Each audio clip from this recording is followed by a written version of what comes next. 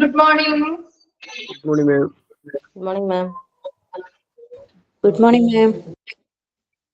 Good morning, ma'am. Okay, നമ്മള് കഴിഞ്ഞ ക്ലാസ്സിൽ പബ്ലിക് റിലേഷൻ എന്ന് പറയുന്ന ചാപ്റ്റർ കംപ്ലീറ്റ് ആയിരുന്നു. പുതിയൊരു ചാപ്റ്റർ ആണ് സ്റ്റാർട്ട് ചെയ്തത്. എന്താണ് പറഞ്ഞേ? കംപ്ലീറ്റ് ആയില്ലേ? നമ്മുടെ പബ്ലിക് റിലേഷൻസ് എന്ന് പറയുന്ന ചാപ്റ്റർ കംപ്ലീറ്റ് ആയില്ലേ? ഓക്കെ, അപ്പൊ പുതിയൊരു ചാപ്റ്റർ സ്റ്റാർട്ട് ചെയ്യാണ് കേട്ടോ.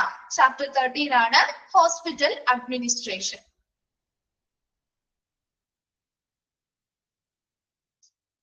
ഓക്കെ, നമ്മള് ഈ കോഴ്സ് പഠിക്കുന്നത് എന്നതിനെ കുറിച്ച് തന്നെയാ, അഡ്മിനിസ്ട്രേഷന്റെ കോഴ്സ് ആണ് അല്ലെ. അപ്പൊ അതുമായി ബന്ധപ്പെട്ട കുറച്ച് കാര്യങ്ങളാണ് ഈ ഒരു ചാപ്റ്ററിൽ പറയുന്നത്. ചെറിയൊരു ചാപ്റ്റർ ആണ്.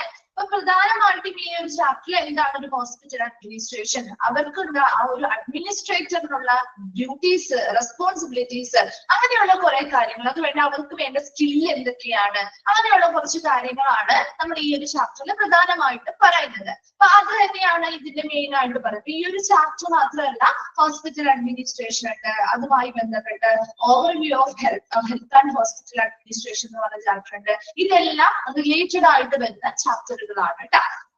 ഓവർവ്യൂ സ്റ്റാർട്ട് ചെയ്തിരുന്നോ? ഇല്ലായിരിക്കും അല്ലെ. നെക്സ്റ്റ് ഇതിലാണ് തോന്നുന്നു. ഓക്കെ, ഇല്ല. ഓക്കെ, അപ്പൊ ഹോസ്പിറ്റൽ അഡ്മിനിസ്ട്രേഷൻ എന്ന് പറയുന്ന ഈ ഒരു ചാപ്റ്റർ എല്ലാത്തിന്റെയും ജസ്റ്റ് ഒരു ഇൻട്രൊഡക്ഷൻ പോലെ ഉള്ള കാര്യങ്ങൾ മാത്രമേ കൊടുക്കുന്നുള്ളൂ.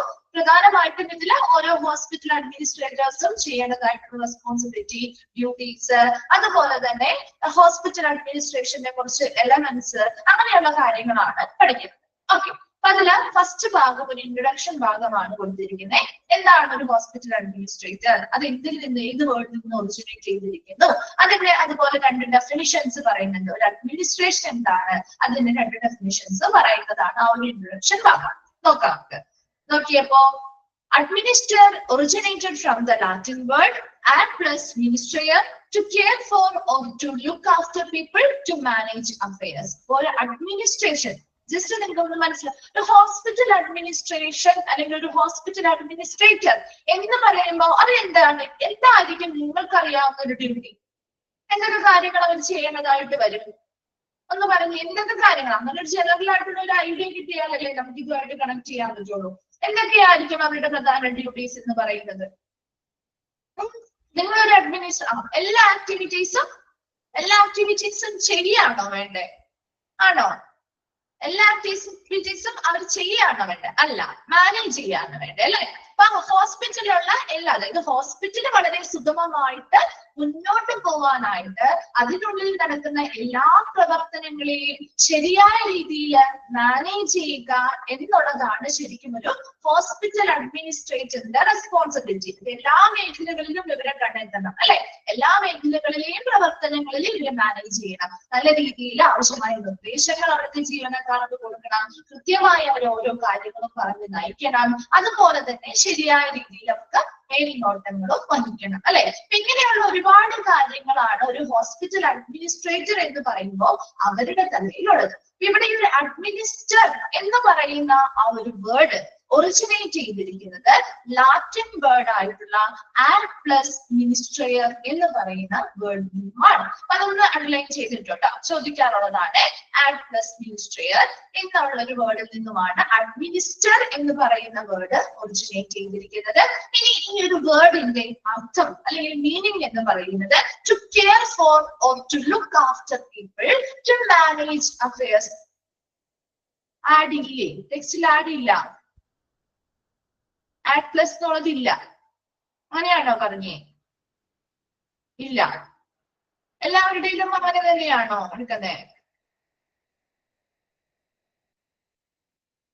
ഒന്നിച്ചാണോ കിടക്കുന്നത്? പ്ലസ് ഇല്ല എന്നാണോ പറയുന്നേ? അവിടെ പ്ലസ് ഉണ്ട് കേട്ടോ, പ്ലസ് ഉണ്ട്. ആ 2 പ്ലസ് അങ്ങനെയാണ് ശരിക്കും ആ ടേം അങ്ങനെ തന്നെയാ വരുന്നത് കേട്ടോ. പ്ലസ് ഉണ്ട് കേട്ടോ. അപ്പൊ അതൊന്ന് ആഡ് ചെയ്തോ കേട്ടോ. ഓക്കെ, അപ്പൊ ലാറ്റിൻ വേർഡ് ആയിട്ടുള്ള മൈനസ് ആണോ ഉള്ളേ? അങ്ങനെയാണോ പറഞ്ഞേ? അതൊന്ന് പ്ലസ് ആക്കാം കേട്ടോ. കറക്റ്റ് ആക്കണേ. മിസ്റ്റേക്ക് ഉള്ളതൊന്ന് കറക്റ്റ് ആക്കണം കേട്ടോ. ഓക്കെ, കണ്ടിന്യൂ ചെയ്യാം. ആഡ് പ്ലസ് മിനിസ്ട്രിയർ എന്ന് പറയുന്ന വേർഡ് ആണ്. അതിന്റെ മീനിങ് ആണ് ഈ പറയുന്നത്. To care for or to look after people, to manage affairs. അതായത് കാര്യങ്ങൾ കൈകാര്യം ചെയ്യുന്നതിന് വേണ്ടി ആളുകളെ പരിപാലിക്കുന്നതിനോ അല്ലെങ്കിൽ ലുക്ക് ആഫ്റ്റർ പീപ്പിൾ എന്താണ് ആളുകളെ ശ്രദ്ധിക്കുകയോ ചെയ്യുന്ന ഒരു പ്രക്രിയയാണ് എന്തെന്ന് പറയുന്നത് അഡ്മിനിസ്റ്റർ അല്ലെങ്കിൽ ഒരു അഡ്മിനിസ്ട്രേഷൻ എന്ന് പറയുന്ന വേർഡിന്റെ അർത്ഥമായിട്ട് വരുന്നത്. കാര്യങ്ങൾ കൈകാര്യം മാനേജ് അഫയേഴ്സ്, അവിടെയുള്ള കാര്യങ്ങൾ കൈകാര്യം ചെയ്യാൻ വേണ്ടി ആളുകളെ ശ്രദ്ധിക്കുകയോ അല്ലെങ്കിൽ ആളുകളെ പരിപാലിക്കുകയോ ചെയ്യുക എന്നതാണ് ഈ ഒരു വേർഡിന്റെ അർത്ഥം. അപ്പൊ ഇവിടെ ഹോസ്പിറ്റലിലാണെങ്കിൽ അവിടെയുള്ള ആളുകളെ കൈകാര്യം ചെയ്യുക അല്ലെ, ഓരോ കാര്യങ്ങളും നമുക്ക് കൃത്യമായിട്ട് കൈകാര്യം ചെയ്യുന്നതിന് വേണ്ടി അവിടെയുള്ള ആളുകളെ ശ്രദ്ധിക്കുക അല്ലെങ്കിൽ അവിടെയുള്ള ആളുകളെ പരിപാലിക്കുക എന്നതാണ് അതുകൊണ്ട് അർത്ഥമാക്കുന്നത്. ക്ലിയർ ആണോ? അത് എന്താണ് ഒരു അഡ്മിനിസ്റ്റർ എന്ന് പറയുന്ന ഏത് വേർഡിൽ നിന്നും വന്നിരിക്കുന്നു ആ വേർഡിന്റെ മീനിങ്ങും ഒന്ന് അണ്ടർലൈൻ ചെയ്തിടണം കേട്ടോ. ചോദിക്കാറുണ്ട്, ക്വസ്റ്റ്യൻ ചോദിക്കാറുള്ള ഭാഗമാണ്. അടുത്തത് നമ്മൾ 2 ഡെഫിനിഷൻസ് ആണ് പഠിക്കുന്നത്. അഡ്മിനിസ്ട്രേഷനെ പറ്റി ഹെർബർട്ട് എ സൈമണും ലുതർ ഗള്ളിക്കും പറഞ്ഞിരിക്കുന്ന 2 ഡെഫിനിഷൻസ് ഉണ്ട്. അതിൽ ഒന്നാമത്തതാണ്, ഈ ഡെഫിനിഷൻസ് ചോദിക്കാറുണ്ട് കേട്ടോ. ചെറിയ ചെറിയ ഡെഫിനിഷൻസ് ആണ്. ഇവർ 2 പേര് പറഞ്ഞിരിക്കുന്നത് മാത്രമേ നമുക്ക് പഠിക്കാനുള്ളൂ. ഹെർബർട്ട് എ സൈമൺ പറഞ്ഞിരിക്കുന്ന ഡെഫിനിഷൻ ആണ് administration is the activities of groups cooperating to fulfil common goals. എന്ന് വെച്ചാൽ എന്താണ് ഹെർബർട്ട് എ സൈമൺ പറഞ്ഞിരിക്കുന്നത്? ഒരു കോമൺ ഗോൾ അല്ലെങ്കിൽ ഒരു പൊതുവായ ലക്ഷ്യങ്ങൾ നിറവേറ്റുന്നതിന് വേണ്ടി, ഒരു കോമൺ ഗോൾ അല്ലെങ്കിൽ ഒരു പൊതുവായ ലക്ഷ്യങ്ങൾ നിറവേറ്റുന്നതിന് വേണ്ടി സഹകരിക്കുന്ന ഒരു ഗ്രൂപ്പുകളുടെ പ്രവർത്തനമാണ് അഡ്മിനിസ്ട്രേഷൻ. എന്ന് വെച്ചാൽ എന്താ ഉദ്ദേശിക്കുന്നത്? ഇപ്പൊ നമുക്കറിയാം ഒരു ഹോസ്പിറ്റൽ എന്ന് പറയുന്നത്, നമ്മളൊരു ഹോസ്പിറ്റൽ അഡ്മിനിസ്ട്രേഷൻ ആണല്ലോ പഠിക്കുന്നത്. ഒരു ഹോസ്പിറ്റലിൽ നിങ്ങൾ ചിന്തിക്കുക, ഹോസ്പിറ്റലില് ഒരു പൊതുവായ ലക്ഷ്യം നമുക്ക് നേടിയെടുക്കണമെങ്കിൽ ഒരു വ്യക്തി വിചാരിച്ചാൽ സാധിക്കും? ഒരു വ്യക്തി മാത്രം വിചാരിച്ച ആ ഒരു ലക്ഷ്യം നേടിയെടുക്കാൻ സാധിക്കൂ? എന്തെങ്കിലും ഏതൊരു ലക്ഷ്യമായിക്കോട്ടെ, ഇല്ല അല്ലെ. അവിടെ ഒരു ഗ്രൂപ്പ് ഓഫ് ആളുകളുടെ പ്രവർത്തനത്തിലൂടെയാണ് നമുക്കത് നേടിയെടുക്കാൻ പറ്റുന്നത് അല്ലെ. അത് തന്നെ ഈ ഒരു ഡെഫിനിഷൻ കൊണ്ട് അർത്ഥമാക്കുന്നതും. ഇവിടെ എന്താ ഉദ്ദേശിക്കുന്നത്? ഒരു കോമൺ ഗോള്, ഒരു പൊതുവായ ലക്ഷ്യം നമുക്ക് നിറവേറ്റുന്നതിനായിട്ട് കോപ്പറേറ്റ് ചെയ്യുന്ന അല്ലെങ്കിൽ സഹകരിക്കുന്ന ഒരു ഗ്രൂപ്പ് ഓഫ് ആളുകളുടെ പ്രവർത്തനമാണ് ശരിക്കും അഡ്മിനിസ്ട്രേഷൻ എന്ന് പറയുന്നത് അല്ലെ. അവിടെ ഒരു അഡ്മിനിസ്ട്രേറ്റർ എന്ന് പറയുന്ന ഒരൊറ്റ വ്യക്തി കൊണ്ടോ അല്ലെങ്കിൽ ഒരാൾ വിചാരിച്ചത് കൊണ്ടോ നമുക്ക് ആ ഒരു ലക്ഷ്യം നേടിയെടുക്കാൻ സാധിക്കില്ല. അതിനൊരു ഗ്രൂപ്പ് ഓഫ് ആളുകൾ, ഇത് ഒരുമിച്ച് സഹകരിക്കുന്ന അല്ലെ, എല്ലാവരും ഒരുപോലെ പ്രവർത്തിക്കണം, എന്നാലല്ലേ നമുക്ക് ആ ഒരു ലക്ഷ്യം നേടിയെടുക്കാൻ പറ്റുള്ളൂ. നമ്മൾ ഒരുപോലെ സഹകരിച്ചുകൊണ്ട് പ്രവർത്തിക്കുന്ന ഒരു ഗ്രൂപ്പ് ഓഫ് ആളുകളുടെ പ്രവർത്തനത്തെയാണ് അഡ്മിനിസ്ട്രേഷൻ എന്ന് പറയുന്നത് എന്നാണ് ഹെർബർട്ട് എ സൈമൺ പറയുന്നത്. ക്ലിയർ ആണോ ആ ഡെഫിനിഷൻ? ഓരോ ഡെഫിനിഷനും പറയുമ്പോൾ ക്ലിയർ അല്ല മിസ് ഒന്നുകൂടി പറയണമെങ്കിൽ ഒന്ന് റിപ്ലൈ ചെയ്താൽ മതി കേട്ടോ. ക്ലിയർ ആണോ? ഡെഫിനിഷൻ ക്ലിയർ ആണോ? ഓക്കെ. രണ്ടാമത്തത് ലുതർ ഗള്ളിക്കിന്റെ ഡെഫിനിഷൻ ആണ് administration has to do getting things done with the fulfillment of objectives already defined. എന്ന് വെച്ചാല് ഇതിനോടകം നിർവചിച്ചിട്ടുള്ള എന്താണ് ഒബ്ജക്റ്റീവ്സ് അല്ലെങ്കിൽ ലക്ഷ്യങ്ങളുടെ പൂർത്തീകരണത്തോടു കൂടിയായിരിക്കണം ഭരണം ആരംഭിക്കേണ്ടത് അല്ലെങ്കിൽ ഭരണം കൈകാര്യം ചെയ്യേണ്ടത്. എന്ന് വെച്ചാൽ എന്താ ഉദ്ദേശിക്കുന്നത്? എന്ന് വെച്ചാൽ എന്തായിരിക്കും? ഇപ്പൊ നമ്മളാണെങ്കിലും നമ്മുടെ ജീവിതത്തിൽ നമ്മൾ ഒരുപാട് ലക്ഷ്യങ്ങൾ വെക്കാറുണ്ട് അല്ലെ. നമുക്ക് ഇന്ന കാര്യം ചെയ്യണം, നമുക്ക് ഇന്ന കാര്യം. ഇപ്പൊ നമ്മളിപ്പോ ഒരു ഹോസ്പിറ്റൽ അഡ്മിനിസ്ട്രേഷൻ കോഴ്സ് പഠിക്കാമോ, അതിനു മുൻപ് നിങ്ങൾ പല കോഴ്സും പഠിക്കണമെന്ന് ചിലപ്പോൾ ഓരോ ലക്ഷ്യങ്ങൾ വെച്ച് കാണും അല്ലെ. നമ്മൾ എപ്പോഴും ലക്ഷ്യത്തിന്റെ പൂർത്തീകരണം നടത്തുന്നത് എങ്ങനെയാ? മുൻപ് ഇപ്പൊ നമ്മൾ ആലോചിക്കുന്ന ഒരു ലക്ഷ്യമാണോ നമ്മൾ ആദ്യം പൂർത്തീകരിക്കേണ്ടത്, അതോ മുൻപ് മുതൽ നമ്മൾ സെറ്റ് ചെയ്ത് വെച്ചിരിക്കുന്നതാണോ പൂർത്തീകരിക്കേണ്ടത്? എന്താ ചെയ്യേണ്ടത്? ആദ്യം നമുക്ക് ഒരുപാട് ലക്ഷ്യങ്ങളുണ്ട് മുൻപ് മുതലുള്ളത് അല്ലെ. നമ്മൾ ആദ്യം മുതലുള്ളതാണ് പൂർത്തീകരിച്ച് വരേണ്ടത് അല്ലെ, കംപ്ലീറ്റ് ചെയ്ത് വരേണ്ടത്, അച്ചീവ് ചെയ്തെടുക്കേണ്ടത്. അല്ലാതെ ഇപ്പോഴത്തെയാണ് നമ്മളിപ്പോ പ്രസന്റ് എനിക്ക് ഇന്നൊരു ലക്ഷ്യമുണ്ട് എന്ന് വിചാരിച്ചാൽ അത് മാത്രമല്ല ചെയ്യണം. അതിന് മുൻപ് നമ്മൾ ഒരുപാട് ലക്ഷ്യങ്ങൾ വെച്ച് കാണും അല്ലെ. ആ ലക്ഷ്യങ്ങൾ പൂർത്തീകരിക്കുന്നതിലൂടെയാണ് നമുക്ക് ഈ ഒരു ലക്ഷ്യത്തിലേക്ക് എത്താനായിട്ട് പറ്റുക. അപ്പൊ അതുപോലെ തന്നെ ഹോസ്പിറ്റലിലും ഇതുപോലെ പൊതുവായിട്ട് നമ്മൾ ഒരുപാട് ലക്ഷ്യങ്ങളെ പൂർത്തീകരിക്കാൻ വേണ്ടി അല്ലെങ്കിൽ ഒരുപാട് ഗോൾസ് സെറ്റ് ചെയ്ത് വെച്ചിട്ടുണ്ടാവും. ഈ ലക്ഷ്യങ്ങളൊക്കെ ഓൾറെഡി ഡിഫൈൻഡ് ആണ്. ഇത് ഓൾറെഡി നമ്മൾ നിർവചിച്ച് വെച്ചിട്ടുള്ള ഈ ലക്ഷ്യങ്ങളുടെ അതായത് ആദ്യം ഏതൊക്കെയാണോ നമ്മൾ പൂർത്തീകരിക്കുന്നത് അങ്ങനെ ഓരോന്നും ഒരു ചിട്ടയായ രീതിയിൽ പൂർത്തീകരിച്ച് അല്ലെങ്കിൽ നേടിയെടുക്കുന്നതിലൂടെയാണ് ശരിക്കും ഭരണം കൈകാര്യം ചെയ്യേണ്ടത് എന്നാണ് ലുതർ ഗള്ളി പറയുന്നത്. രണ്ടുപേരും പറയുന്നതും ശരി തന്നെയാണ് അല്ലെ. ഒരു ഹെർബർട്ട് എ. സൈമൺ പറഞ്ഞത് എന്താ, ഒരു അഡ്മിനിസ്ട്രേഷൻ എന്ന് പറഞ്ഞാല് ഒരു പൊതുവായ ലക്ഷ്യം നേടിയെടുക്കുന്നതിന് വേണ്ടി സഹകരിക്കുന്ന ഒരു ഗ്രൂപ്പ് ഓഫ് ആളുകളുടെ പ്രവർത്തനമാണ് അഡ്മിനിസ്ട്രേഷൻ എന്നാണ് ഹെർബർട്ട് എ. സൈമൺ പറഞ്ഞത്. ലുതർ ഗള്ളിക്ക് പറഞ്ഞത് രണ്ടുപേരും രണ്ട് രീതിയിൽ പറഞ്ഞിരിക്കുന്നതേ ഉള്ളൂ. ലുതർ ഗള്ളിക്ക് പറഞ്ഞത് എങ്ങനെയാണ്, ഒരു അഡ്മിനിസ്ട്രേഷൻ ഇതൊരു ഹോസ്പിറ്റലിന്റെ ഭരണം എന്ന് പറയുമ്പോൾ എങ്ങനെയാണ്, ഹോസ്പിറ്റലിന്റെ മാത്രമല്ല പൊതുവായിട്ടുള്ള ഒരു അഡ്മിനിസ്ട്രേഷൻ ആണ് ഇവിടെ ഉദ്ദേശിക്കുന്നത്. ഒരു ഭരണം എന്ന് പറയുമ്പോൾ ആ ഒരു സ്ഥാപനത്തിലെ ലക്ഷ്യങ്ങൾ അല്ലെ, പൊതുവായിട്ടുള്ള ഒബ്ജക്റ്റീവ്സ് അതിൽ ഓൾറെഡി നിർവചിച്ചിട്ടുള്ള ലക്ഷ്യങ്ങൾ അല്ലെങ്കിൽ ഒബ്ജക്റ്റീവ്സ് ഫുൾഫിൽ ചെയ്യാൻ അല്ലെങ്കിൽ നിറവേറ്റാൻ അല്ലെങ്കിൽ നേടിയെടുക്കുമ്പോൾ അതെങ്ങനെയായിരിക്കണം, ആദ്യമുള്ളത് അല്ലെ. ഓരോന്നും നിർവചിച്ച് ഓൾറെഡി നമ്മൾ സെറ്റ് ചെയ്ത് വെച്ചിട്ടുള്ള ആദ്യം സെറ്റ് ചെയ്ത് വെച്ചിട്ടുള്ള ഓരോ ലക്ഷ്യങ്ങളുടെ പൂർത്തീകരണത്തോടു കൂടിയായിരിക്കണം ആ ഒരു ഭരണം കൈകാര്യം ചെയ്യുന്നത് എന്നാണ് ലുതർ ഗള്ളിക്ക് പറയുന്നത്. ക്ലിയർ ആണോ? രണ്ട് ഡെഫിനിഷൻസും ക്ലിയർ ആണോ?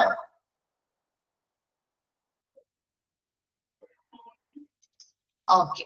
Then hospital administration is the governance of the രണ്ട് ഡെഫിനിഷൻസും ചോദിക്കാറുണ്ട് കേട്ടോ, അത് നോട്ട് ചെയ്ത് വെക്കണേ. Hospital administration is the governance of the hospital as a business.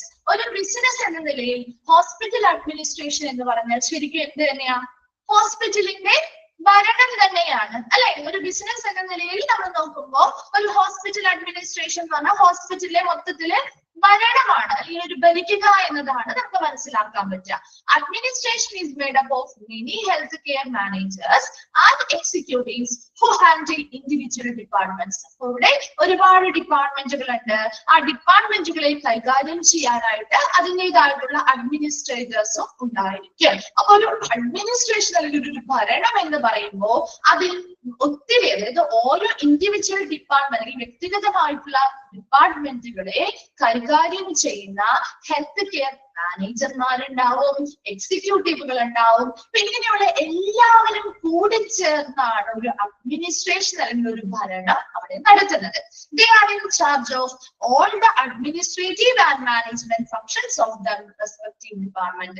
അതാത് അവർക്ക് നൽകിയിട്ടുള്ള അതാത് ഡിപ്പാർട്ട്മെന്റുകളുടെ എല്ലാ രീതിയിലുമുള്ള ഭരണപരമായിട്ടും മാനേജ്മെന്റ് പരമായിട്ടുള്ള എല്ലാ പ്രവർത്തനങ്ങളുടെയും ഇൻചാർജും ഇവർക്ക് തന്നെ ആയിരിക്കും. എന്താ പറഞ്ഞേ, ഒരു ഹോസ്പിറ്റൽ അഡ്മിനിസ്ട്രേഷൻ എന്ന് പറഞ്ഞാൽ ഒരു ബിസിനസ് എന്ന നിലയിൽ ഹോസ്പിറ്റലിന്റെ ഭരണം തന്നെയാണ്. അഡ്മിനിസ്ട്രേഷൻ എന്ന് പറയുമ്പോൾ അവിടെ നമ്മൾ പറഞ്ഞു ഒരു വ്യക്തിയല്ല അല്ലെ, ഗ്രൂപ്പ് ഓഫ് ആളുകളുടെ പ്രവർത്തനമാണ്. അതായത് ഓരോ ഇൻഡിവിജ്വൽ ഡിപ്പാർട്ട്മെന്റുകൾക്കും അതിൻ്റെതായിട്ടുള്ള ഹെൽത്ത് കെയർ മാനേജർമാരുണ്ടാവും, എക്സിക്യൂട്ടീവുകൾ ഉണ്ടാവും. ഇവരെല്ലാവരും കൂടി ചേർന്നാണ് ആ ഒരു അഡ്മിനിസ്ട്രേഷൻ അല്ലെങ്കിൽ ആ ഒരു ഭരണം അവരെ കാഴ്ചവെക്കുന്നത്. And they are in charge. ഇവർക്ക് എന്തിന്റെ ചുമതല ഉണ്ടാവും, ആ ഒരു അതാത് റെസ്പെക്റ്റീവ് ഡിപ്പാർട്ട്മെന്റുകളുമായി ബന്ധപ്പെട്ട ഭരണപരമായിട്ടും അതുപോലെ തന്നെ മാനേജ്മെന്റ് പരമായിട്ടുള്ള എല്ലാ പ്രവർത്തനങ്ങളും കൃത്യമായിട്ട് കൈകാര്യം ചെയ്യാനായിട്ടും അല്ലെങ്കിൽ സൂപ്പർവൈസ് ചെയ്യാനായിട്ടുള്ള ഒരു ചുമതല ആർക്ക് തന്നെയായിരിക്കും, ഈ ഒരു അഡ്മിനിസ്ട്രേഷൻ ആയിരിക്കും ആ ഒരു റെസ്പോൺസിബിലിറ്റീസ് വരിക. ക്ലിയർ ആണോ? ഇതൊക്കെ ജസ്റ്റ് ഒരു ഇൻട്രൊഡക്ഷൻ പോലെ പറയുന്നതാണ് കേട്ടോ. ഓക്കെ ആണോ ഒരു പാരഗ്രാഫ്? ഓക്കെ. Then അടുത്തത് the duties of the administrator differ with size and complexity of the hospital. ഇപ്പൊ നമുക്കറിയാം ഇപ്പൊ ഒരു ഹോസ്പിറ്റലിൽ ചെന്നാല് ആ ഹോസ്പിറ്റലിൽ ഇപ്പൊ ഒരു ഹോസ്പിറ്റലിൽ പോകുന്ന ഒരു അഡ്മിനിസ്ട്രേറ്റർ, നിങ്ങൾ ജോലിക്ക് പോകുമ്പോഴും നിങ്ങൾ പരസ്പരം ആശ്രയം. ഇപ്പൊ നിങ്ങൾ ജോലിക്ക് കയറി വിചാരിക്കാം, അപ്പൊ പല ഹോസ്പിറ്റലിലായിട്ടാണ് ജോലിക്ക് കയറിയിരിക്കുന്നത് അല്ലെങ്കിൽ പല സ്ഥലങ്ങളിലാണ് സ്ഥാപനങ്ങളിലായിട്ടാണ് കയറിയിരിക്കുന്നത്. അപ്പൊ നിങ്ങളുടെ എല്ലാവരുടെയും ഡ്യൂട്ടീസ് ഒരുപോലെ ആയിരിക്കില്ല. അതാണ് ഇവിടെ പറയുന്നത്.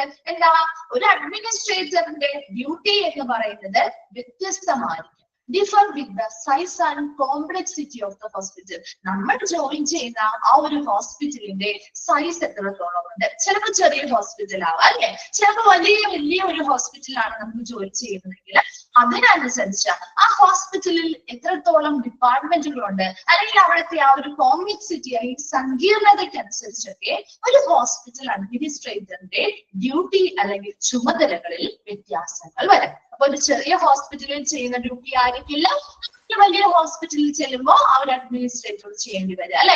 ആ ഹോസ്പിറ്റലിന്റെ സൈസും ആ ഹോസ്പിറ്റലിന്റെ കോംപ്ലക്സിറ്റി അല്ലെങ്കിൽ എത്രത്തോളം സങ്കീർണമായിട്ടുള്ള പ്രവർത്തനങ്ങളാണ് അവിടെ നടക്കുന്നത് എന്നതിനനുസരിച്ച് ആ ഒരു ഹോസ്പിറ്റൽ അഡ്മിനിസ്ട്രേറ്ററിന്റെ ഡ്യൂട്ടീസ് അല്ലെങ്കിൽ ചുമതലകളിൽ വ്യത്യാസമുണ്ടാവും. Then administrators are contact between hospital boards, other administrators and medical staff. എപ്പോഴും ഈ ഒരു അഡ്മിനിസ്ട്രേറ്റേഴ്സ് എന്ന് പറയുന്നത് ആ ഹോസ്പിറ്റലിലുള്ള എല്ലാ ആളുകളുമായിട്ട് നല്ലൊരു സമ്പർക്കം പുലർത്തുന്ന ആളായിരിക്കാം അല്ലെ, ആ ഹോസ്പിറ്റലിന്റെ ബോർഡ് അംഗങ്ങളുമായിട്ട്, അതുപോലെ തന്നെ മറ്റ് അഡ്മിനിസ്ട്രേറ്റേഴ്സുമായിട്ട്, അതോടൊപ്പം അവിടുത്തെ മെഡിക്കൽ സ്റ്റാഫുകളുമായിട്ടും നല്ലൊരു സമ്പർക്കം പുലർത്തുന്ന വ്യക്തിയായിരിക്കണം ഈ ഒരു അഡ്മിനിസ്ട്രേറ്റർ എന്ന് പറയുന്നത്. They organize hospital activities and prepare its overall policies. ഹോസ്പിറ്റലിൽ നടക്കുന്ന എല്ലാ പ്രവർത്തനങ്ങളെ കുറിച്ച് കൃത്യമായിട്ടുള്ള പോളിസികൾ ആസൂത്രണം ചെയ്യുക, അല്ലെങ്കിൽ എന്ത് ചെയ്യുക, നിർമ്മിക്കുക. അതുപോലെ തന്നെ അതുമായി ബന്ധപ്പെട്ട എല്ലാ പ്രവർത്തനങ്ങളും മേൽനോട്ടം വഹിക്കുകയും ചെയ്യേണ്ടത് ഈ ഒരു ഹോസ്പിറ്റൽ അഡ്മിനിസ്ട്രേറ്ററിന്റെ ഡ്യൂട്ടിയാണ്. They organize hospital activities and prepare its overall policies. അവരുടെ എല്ലാ വിധത്തിലുമുള്ള ഓവറോൾ ആയിട്ടുള്ള മൊത്തത്തിലുള്ള പോളിസികൾ തയ്യാറാക്കണം. അതുപോലെ ഹോസ്പിറ്റലിലെ എല്ലാ പ്രവർത്തനങ്ങളും ശരിയായ രീതിയിൽ സംഘടിപ്പിക്കുകയും മേൽനോട്ടം വഹിക്കുകയും ചെയ്യണം. Then some administrators are in charge of hiring doctors and other staff, carrying out employee evaluations and directing staff meeting. In ചില hospital administrators എന്ത് കൂടി ഒരു ഡ്യൂട്ടി ഉണ്ടാവും. Some administrators are in charge of hiring doctors and other staff. ആ ഹോസ്പിറ്റലിൽ ചിലപ്പോൾ ഡോക്ടർമാരെ നിയമിക്കാൻ ചിലപ്പോ എന്ത് ചെയ്യും, ഇവർക്ക് ഒരു റെസ്പോൺസിബിലിറ്റി കൊടുക്കും. അതുപോലെ മറ്റ് സ്റ്റാഫുകൾ എന്തെങ്കിലും സ്റ്റാഫുകളിലേക്ക് കുറവ് വന്നാൽ റിക്രൂട്ട്മെന്റ് കാര്യങ്ങളുമായി ബന്ധപ്പെട്ടൊക്കെ ഇവർക്കായിരിക്കും ചിലപ്പോൾ ചുമതലകൾ കൊടുക്കുന്നത്. And carrying out employee evaluation. അപ്പൊ അതുപോലെ തന്നെ അവിടെയുള്ള ജീവനക്കാരെ വിലയിരുത്തുന്നതുമായി ബന്ധപ്പെട്ട കാര്യങ്ങൾ ചിലപ്പോൾ ചെയ്യേണ്ടതായിട്ട് വരും. ഡയറക്ടിങ് സ്റ്റാഫ് മീറ്റിംഗുകൾ നടത്തേണ്ടതായിട്ട് വരാം. ഇങ്ങനെയുള്ള ഡ്യൂട്ടീസും കൂടി ചിലപ്പോൾ ചില അഡ്മിനിസ്ട്രേറ്റേഴ്സിന് വന്നേക്കാം. അതുകൊണ്ടാണ് പറയുന്നത് എല്ലാ ഹോസ്പിറ്റലിലും ഒരുപോലെയല്ല ചുമതലകൾ കൊടുക്കുക. Then they may also be accountable for the hospital public relation and fundraising program. അതോടൊപ്പം തന്നെ ചിലപ്പോ ഹോസ്പിറ്റലിലെ പബ്ലിക് റിലേഷൻ നല്ല രീതിയിൽ മെയിൻറ്റെയിൻ ചെയ്യാനായിട്ട് ഇവര് റെസ്പോൺസിബിൾ ആയിരിക്കും. അതോടൊപ്പം തന്നെ എന്തെങ്കിലും ഫണ്ട് റൈസിംഗുമായി ബന്ധപ്പെട്ട പ്രോഗ്രാമുകൾ, പണസമാഹരണവുമായി ബന്ധപ്പെട്ട എന്തെങ്കിലും പ്രോഗ്രാമോ കാര്യങ്ങളോ നടത്തുന്നുണ്ടെങ്കിൽ അതുമായി ബന്ധപ്പെട്ട ഉത്തരവാദിത്തങ്ങൾ ഇവർ ചെയ്യേണ്ടതായിട്ട് വരാം. Since administrators develop programs for teaching and research hospital, they have to keep up with the latest advances in medicine. അതുപോലെ തന്നെ ഹോസ്പിറ്റൽ അഡ്മിനിസ്ട്രേറ്റേഴ്സ് എന്ത് ചെയ്യണം, develop program for teaching and research hospitals. ഹോസ്പിറ്റൽസിൽ റിസർച്ചുകൾ നടത്താറുണ്ട് അല്ലെ. അതുപോലെ തന്നെ അവിടെ എന്ത് ചെയ്യണം, അതുമായി ബന്ധപ്പെട്ട് അവിടുത്തെ സ്റ്റാഫുകൾക്ക് മതിയായിട്ടുള്ള എഡ്യൂക്കേഷൻസ് അവയർനെസ് ഒക്കെ അവര് ചെയ്യുന്ന ഡ്യൂട്ടിയുമായി ബന്ധപ്പെട്ട ഓരോ കാര്യങ്ങൾ കൊടുക്കാനുള്ള എന്താണ് ടീച്ചിങ് പ്രോഗ്രാമുകൾ കണ്ടക്ട് ചെയ്യുക, ഡെവലപ്പ് ചെയ്യുക, അത് നടപ്പിലാക്കുക, റിസർച്ചുമായി ബന്ധപ്പെട്ട കാര്യങ്ങൾ നടപ്പിലാക്കുക. They have to keep up with the latest advances in medicine. വൈദ്യശാസ്ത്രവുമായി ബന്ധപ്പെട്ട് വരുന്ന പുതിയ അത്യാധുനികമായിട്ടുള്ള കാര്യങ്ങളെല്ലാം അപ്ഡേറ്റ് ആയിട്ട് ഈ ഒരു ഹോസ്പിറ്റലിൽ കീപ്പ് ചെയ്യണമെങ്കിൽ ഇതുപോലെ പലതരത്തിലുള്ള റിസർച്ചുകൾ നടത്തണം.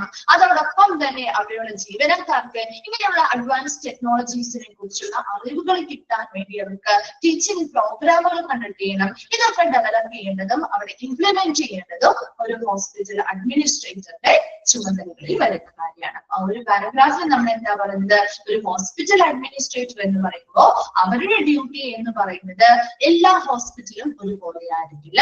അത് ആ ഹോസ്പിറ്റലിന്റെ സൈസിനനുസരിച്ച് ഹോസ്പിറ്റലിലെ എത്രത്തോളം കോംപ്ലക്സിറ്റി അല്ലെങ്കിൽ സങ്കീർണമായിട്ടുള്ള പ്രവർത്തനങ്ങളാണ് നടത്തുന്നത് എന്നതിനനുസരിച്ച് വ്യത്യസ്തമായിരിക്കും. ഇനി അഡ്മിനിസ്ട്രേറ്റേഴ്സ് എന്ന് പറഞ്ഞാൽ ആ ഹോസ്പിറ്റലിലെ എല്ലാ ആളുകളുമായിട്ടും നല്ലൊരു സമ്പർക്കം പുലർത്തുന്ന വ്യക്തിയായിരിക്കണം. പ്രത്യേകിച്ച് ഹോസ്പിറ്റലിലെ ബോർഡ് അംഗങ്ങളുമായിട്ടും ഡോക്ടേഴ്സുമായിട്ട് മറ്റു മെഡിക്കൽ സ്റ്റാഫുകളുമായിട്ട് അതോടൊപ്പം തന്നെ ഇവരോടൊപ്പം വർക്ക് ചെയ്യുന്ന മറ്റ് അഡ്മിനിസ്ട്രേറ്റേഴ്സുമായിട്ടും നല്ലൊരു സമ്പർക്കം പുലർത്തുന്ന വ്യക്തിയായിരിക്കണം. അതോടൊപ്പം ഹോസ്പിറ്റലിലെ എല്ലാ ആക്ടിവിറ്റീസും കൃത്യമായിട്ട് ഓർഗനൈസ് ചെയ്യുക, കൃത്യമായി ഓവറോൾ പോളിസികൾ പ്രിപ്പയർ ചെയ്യുക, ശരിയായ രീതിയിൽ മേൽനോട്ടം വഹിക്കുകയും ചെയ്യുക. ഇനി ചില അഡ്മിനിസ്ട്രേറ്റേഴ്സിന് മറ്റ് അഡീഷണൽ ആയിട്ട് കുറച്ച് ഡ്യൂട്ടീസ് കൂടി വരാറുണ്ട്. അതായത് ഡോക്ടേഴ്സിനെ നിയമിക്കുക, അല്ലെങ്കിൽ മറ്റ് സ്റ്റാഫുകൾ അവൈലബിൾ അല്ലെങ്കിൽ അവരെയും കൂടി നിയമിക്കുക. അതോടൊപ്പം തന്നെ അവരുടെ എംപ്ലോയീസിനെ വിലയിരുത്താനുള്ള ഒരു റെസ്പോൺസിബിലിറ്റി കിട്ടും, അല്ലെങ്കിൽ ഡ്യൂട്ടി കിട്ടും. അതുപോലെ തന്നെ അവിടെ സ്റ്റാഫ് മീറ്റിംഗുകൾ ചിലപ്പോൾ നടത്താൻ വേണ്ടിയിട്ടുള്ള ഡ്യൂട്ടീസ് ചില അഡ്മിനിസ്ട്രേറ്റേഴ്സിന് ലഭിക്കാറുണ്ട്. അതല്ലാതെ അത് കൂടാതെ അവർക്കുള്ള മറ്റൊരു റെസ്പോൺസിബിലിറ്റിയാണ് ഹോസ്പിറ്റലിൽ നല്ലൊരു പബ്ലിക് റിലേഷൻ നിലനിർത്തുക. അതോടൊപ്പം തന്നെ എന്തെങ്കിലും ഫണ്ട് റൈസിംഗ് പ്രോഗ്രാമുകളോ കാര്യങ്ങളോ ഉണ്ടെങ്കിൽ അതെല്ലാം നല്ല രീതിയിൽ മേൽനോട്ടം നൽകി നല്ല രീതിയിൽ പ്രവർത്തിപ്പിക്കുക. ഹോസ്പിറ്റൽ അഡ്മിനിസ്ട്രേറ്റേഴ്സ് ചെയ്യുന്ന മറ്റൊരു ഡ്യൂട്ടിയാണ് develop programs for teaching and research hospital. ഹോസ്പിറ്റലില് അഡ്വാൻസ്ഡ് ആയിട്ടുള്ള മെഡിസിൻ ഫീൽഡില് എന്തൊക്കെ അഡ്വാൻസ്ഡ് ആയിട്ടുള്ള ടെക്നോളജീസ് കാര്യങ്ങളൊക്കെ വന്നിട്ടുണ്ടോ അതൊക്കെ അപ് ടു ഡേറ്റ് ആയിട്ട് ഈ ഹോസ്പിറ്റലിൽ കൊണ്ടുവരാൻ വേണ്ടി കൃത്യമായിട്ടുള്ള റിസർച്ച് പ്രോഗ്രാമുകൾ നടപ്പിലാക്കുക. അവിടെയുള്ള സ്റ്റാഫുകൾക്ക് മതിയായിട്ടുള്ള അവയർനെസ് കൊടുക്കാൻ വേണ്ടി കൃത്യമായ ടീച്ചിങ് പ്രോഗ്രാമുകൾ കണ്ടക്ട് ചെയ്യാനുള്ള ഒരു ഉത്തരവാദിത്തം ആർക്കാണുള്ളത്? ഈ ഒരു അഡ്മിനിസ്ട്രേറ്ററിനാണ് ഉള്ളത്. ക്ലിയർ ആണോ ആ ഒരു പാരഗ്രാഫ്? ഓക്കെ ആണോ?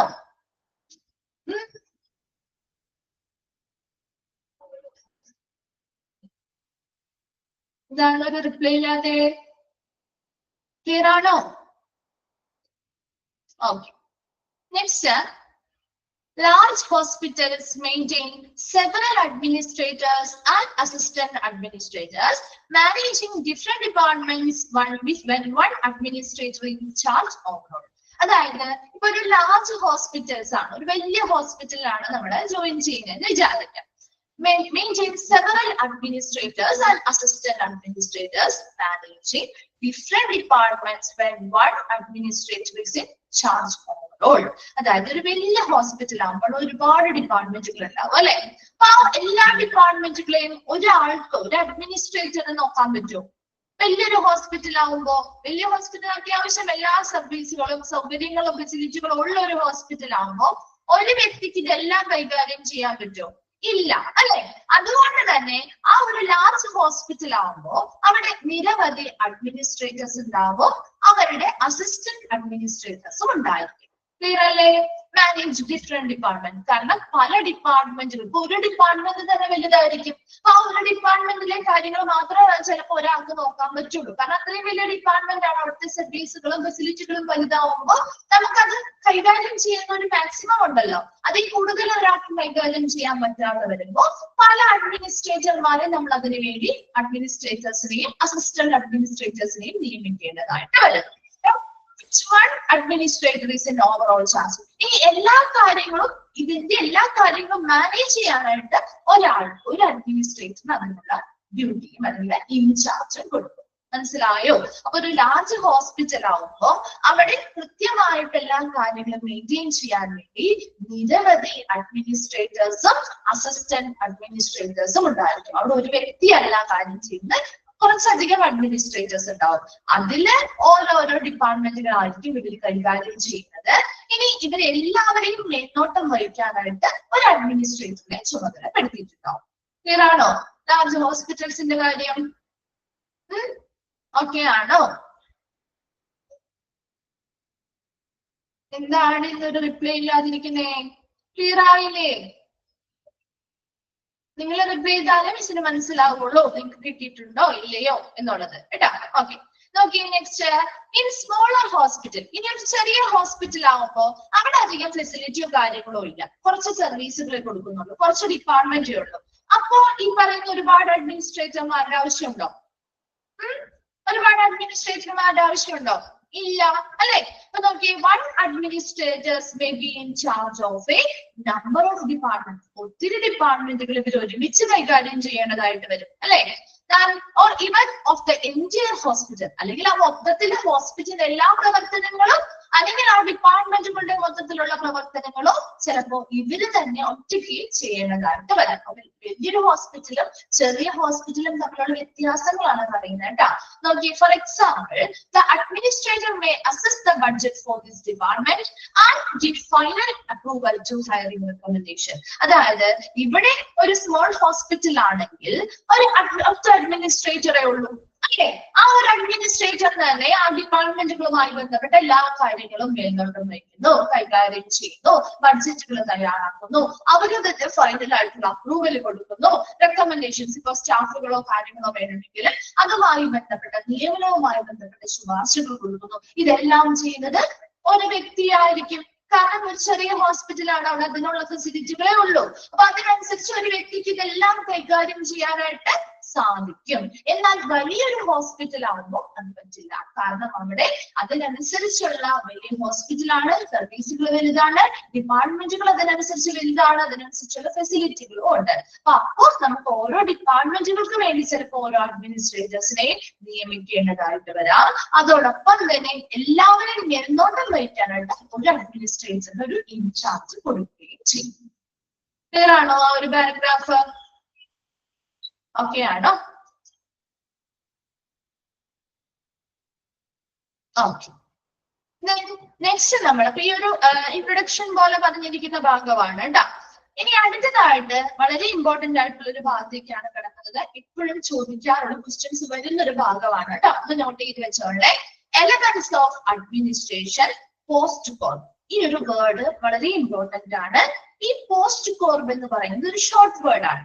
ഷോർട്ട് ഫോം ആവുമ്പോ ഈ പി, അതായത് ഇതിലെ ഓരോ ലെറ്റേഴ്സും POSDCORB, ഇതിൽ ഓരോ ലെറ്റേഴ്സും ഓരോ വേർഡിനെ സൂചിപ്പിക്കും. പി എന്തിനെ ഇപ്പൊ ചോദിക്കാം, in POSDCORB the P stands for dash എന്ന് ചോദിക്കാം. Planning or organizing, S staffing, അങ്ങനെ അപ്പൊ അങ്ങനെ ചോദിക്കാറുണ്ട് കേട്ടോ. അപ്പൊ പോസ്റ്റ് കോർബില് ഡി എന്തിനെ സൂചിപ്പിക്കുന്നു, അല്ലെങ്കിൽ പി എന്തിനെ സൂചിപ്പിക്കുന്നു, അങ്ങനെയുള്ള കോമൺ ആയിട്ട് വരുന്ന വേർഡുകൾ ചോദിച്ചു കണ്ടിട്ടുണ്ട്. അതുകൊണ്ട് അതൊന്ന് എന്തൊക്കെയാണെന്നുള്ളത്, ഏതൊക്കെ എലമെന്റ്സ് ആണെന്നുള്ളത് വ്യക്തമായിട്ട് പഠിച്ചു വെക്കാം. അതുപോലെ തന്നെ അതിൽ എന്താണ് പറയുന്നത് എന്ന് ചോദിക്കാറുണ്ട് കേട്ടോ.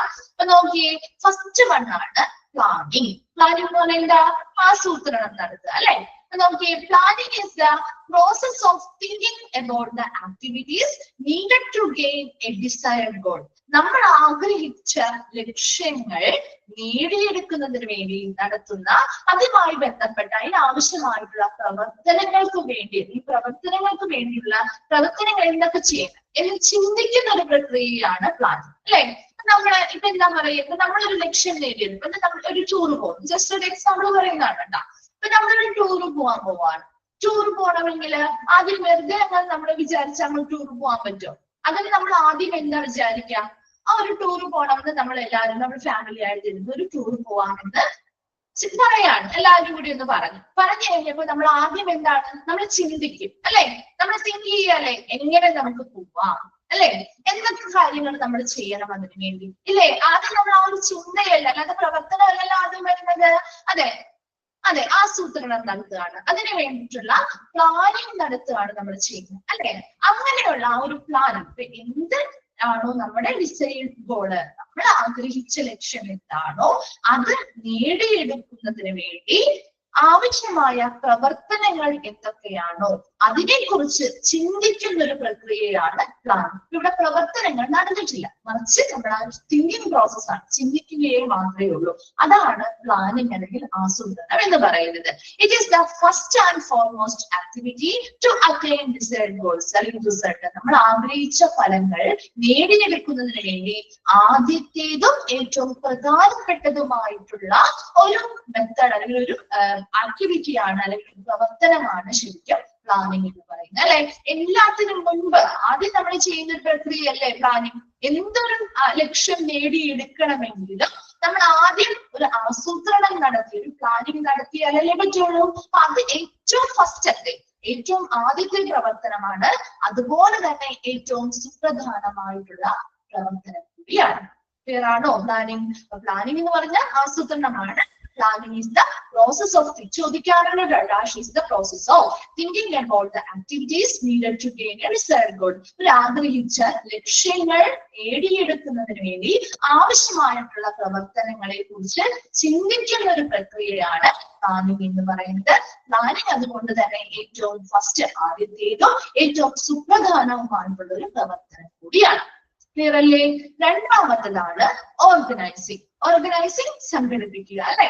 നോക്കി, organising consist of coordinating and allocating a firm's resources in order to execute its plan. അപ്പൊ നമ്മൾ പ്ലാൻ ചെയ്ത് വെച്ചിരിക്കുന്ന കാര്യങ്ങൾ നടപ്പിലാക്കാൻ പോവാണ്.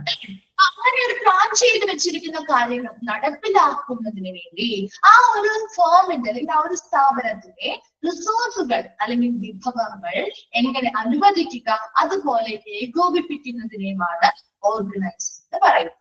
എന്ന് വെച്ചാൽ എന്താണ്? ഇപ്പൊ നിങ്ങൾ ടൂർ പറഞ്ഞ പോലെ തന്നെ ടൂർ നമുക്ക് പ്ലാൻ ചെയ്ത് വെച്ചിരിക്കുകയാണ്. ഇന്ന ദിവസം ഇന്ന സ്ഥലത്ത് നമുക്ക് പോവാം എന്ന് പ്ലാൻ ചെയ്ത് വെച്ചിട്ടുള്ളൂ. അത് നമുക്ക് അതിന് വേണ്ടിയിട്ടുള്ള പ്രവർത്തനങ്ങൾ തുടങ്ങിയിട്ടില്ല. അപ്പൊ ഓർഗനൈസിംഗ് എന്ന് പറയുമ്പോൾ എന്താ? ആ ഒരു ടൂർ പോകണം, ആ ഒരു ലക്ഷ്യമാണ്. ആ ഒരു പ്ലാൻ നമ്മൾ എന്ത് ചെയ്യുന്നു? നടപ്പിലാക്കാൻ പോവാണ്. അപ്പൊ നടപ്പിലാക്കണമെങ്കിൽ അതിന് വേണ്ടിയിട്ട് കൃത്യമായിട്ടൊരു കോർഡിനേഷൻ വേണം, ഏകോപനം വേണം അല്ലെ.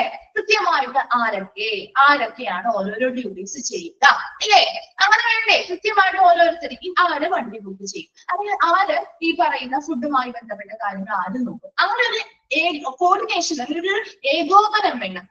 Allocating A forms resources. അതുപോലെ ആ ഒരു ടൂറുമായി ബന്ധപ്പെട്ട് ആരൊക്കെ പങ്കെടുക്കുന്നുണ്ടോ അവരെ എല്ലാവരെയും മാക്സിമം നമ്മൾ ഓരോരോ ഡ്യൂട്ടീസ് അനുവദിച്ചു കൊടുത്തുകൊണ്ട് നമുക്ക് കൃത്യമായിട്ട് ആ ഒരു പ്ലാൻ നടപ്പിലാക്കാൻ വേണ്ടിയുള്ളൊരു സംഘടിപ്പിക്കുന്ന ഒരു പ്രക്രിയയാണ് ശരിക്കും ഓർഗനൈസിംഗ് എന്ന് പറയുന്നത്. And it consist of developing A structure of people. ഒരു സ്ഥാപനത്തെ വെച്ച് നോക്കുമ്പോൾ ആ സ്ഥാപനത്തിന്റെ ലക്ഷ്യങ്ങൾ നേടിയെടുക്കാൻ വേണ്ടി നമ്മൾ ആ ഒരു പ്ലാനിനെ എന്ത് ചെയ്യുന്നു? നടപ്പിലാക്കുകയാണ് ചെയ്യുന്നത്. അപ്പൊ അതിനു വേണ്ടി സ്ട്രക്ചർ ഫോർ പീപ്പിൾ എന്ന് വെച്ചാൽ എന്താണ്? ഇപ്പൊ ഒരു ഹോസ്പിറ്റലിൽ ഒരു ലക്ഷ്യം നടപ്പിലാക്കണമെങ്കിൽ അവിടെയുള്ള ആളുകൾക്ക് വേണ്ടി ഒരു ഘടന സൃഷ്ടിക്കണം അല്ലെ.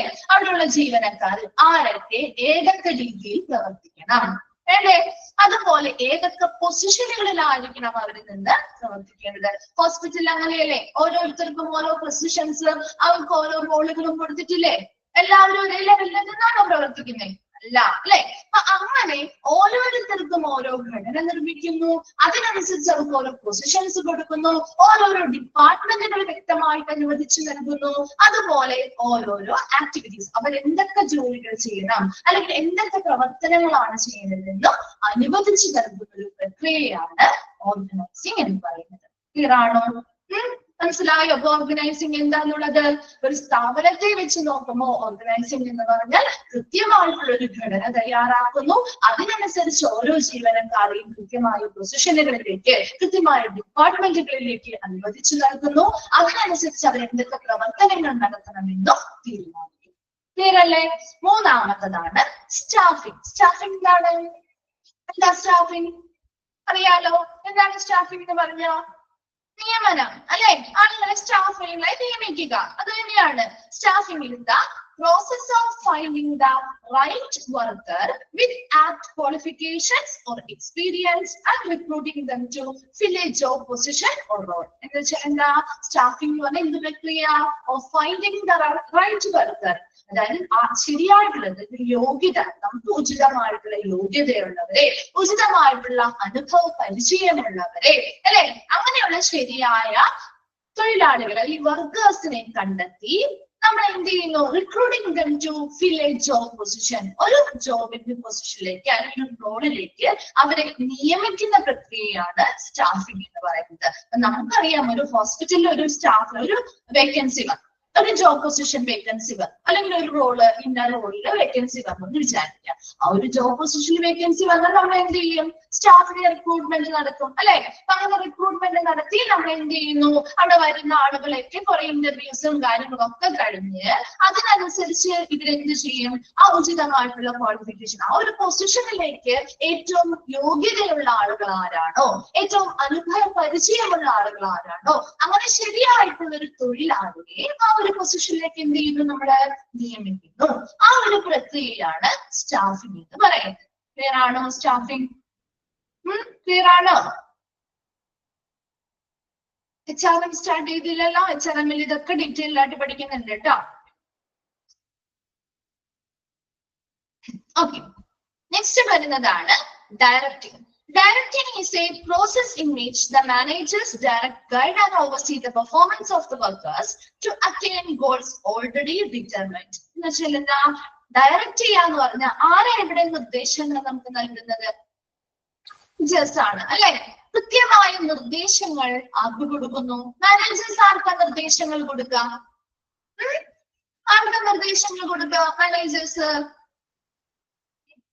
ആർക്കാ നിർദ്ദേശങ്ങൾ കൊടുക്കുന്നത്?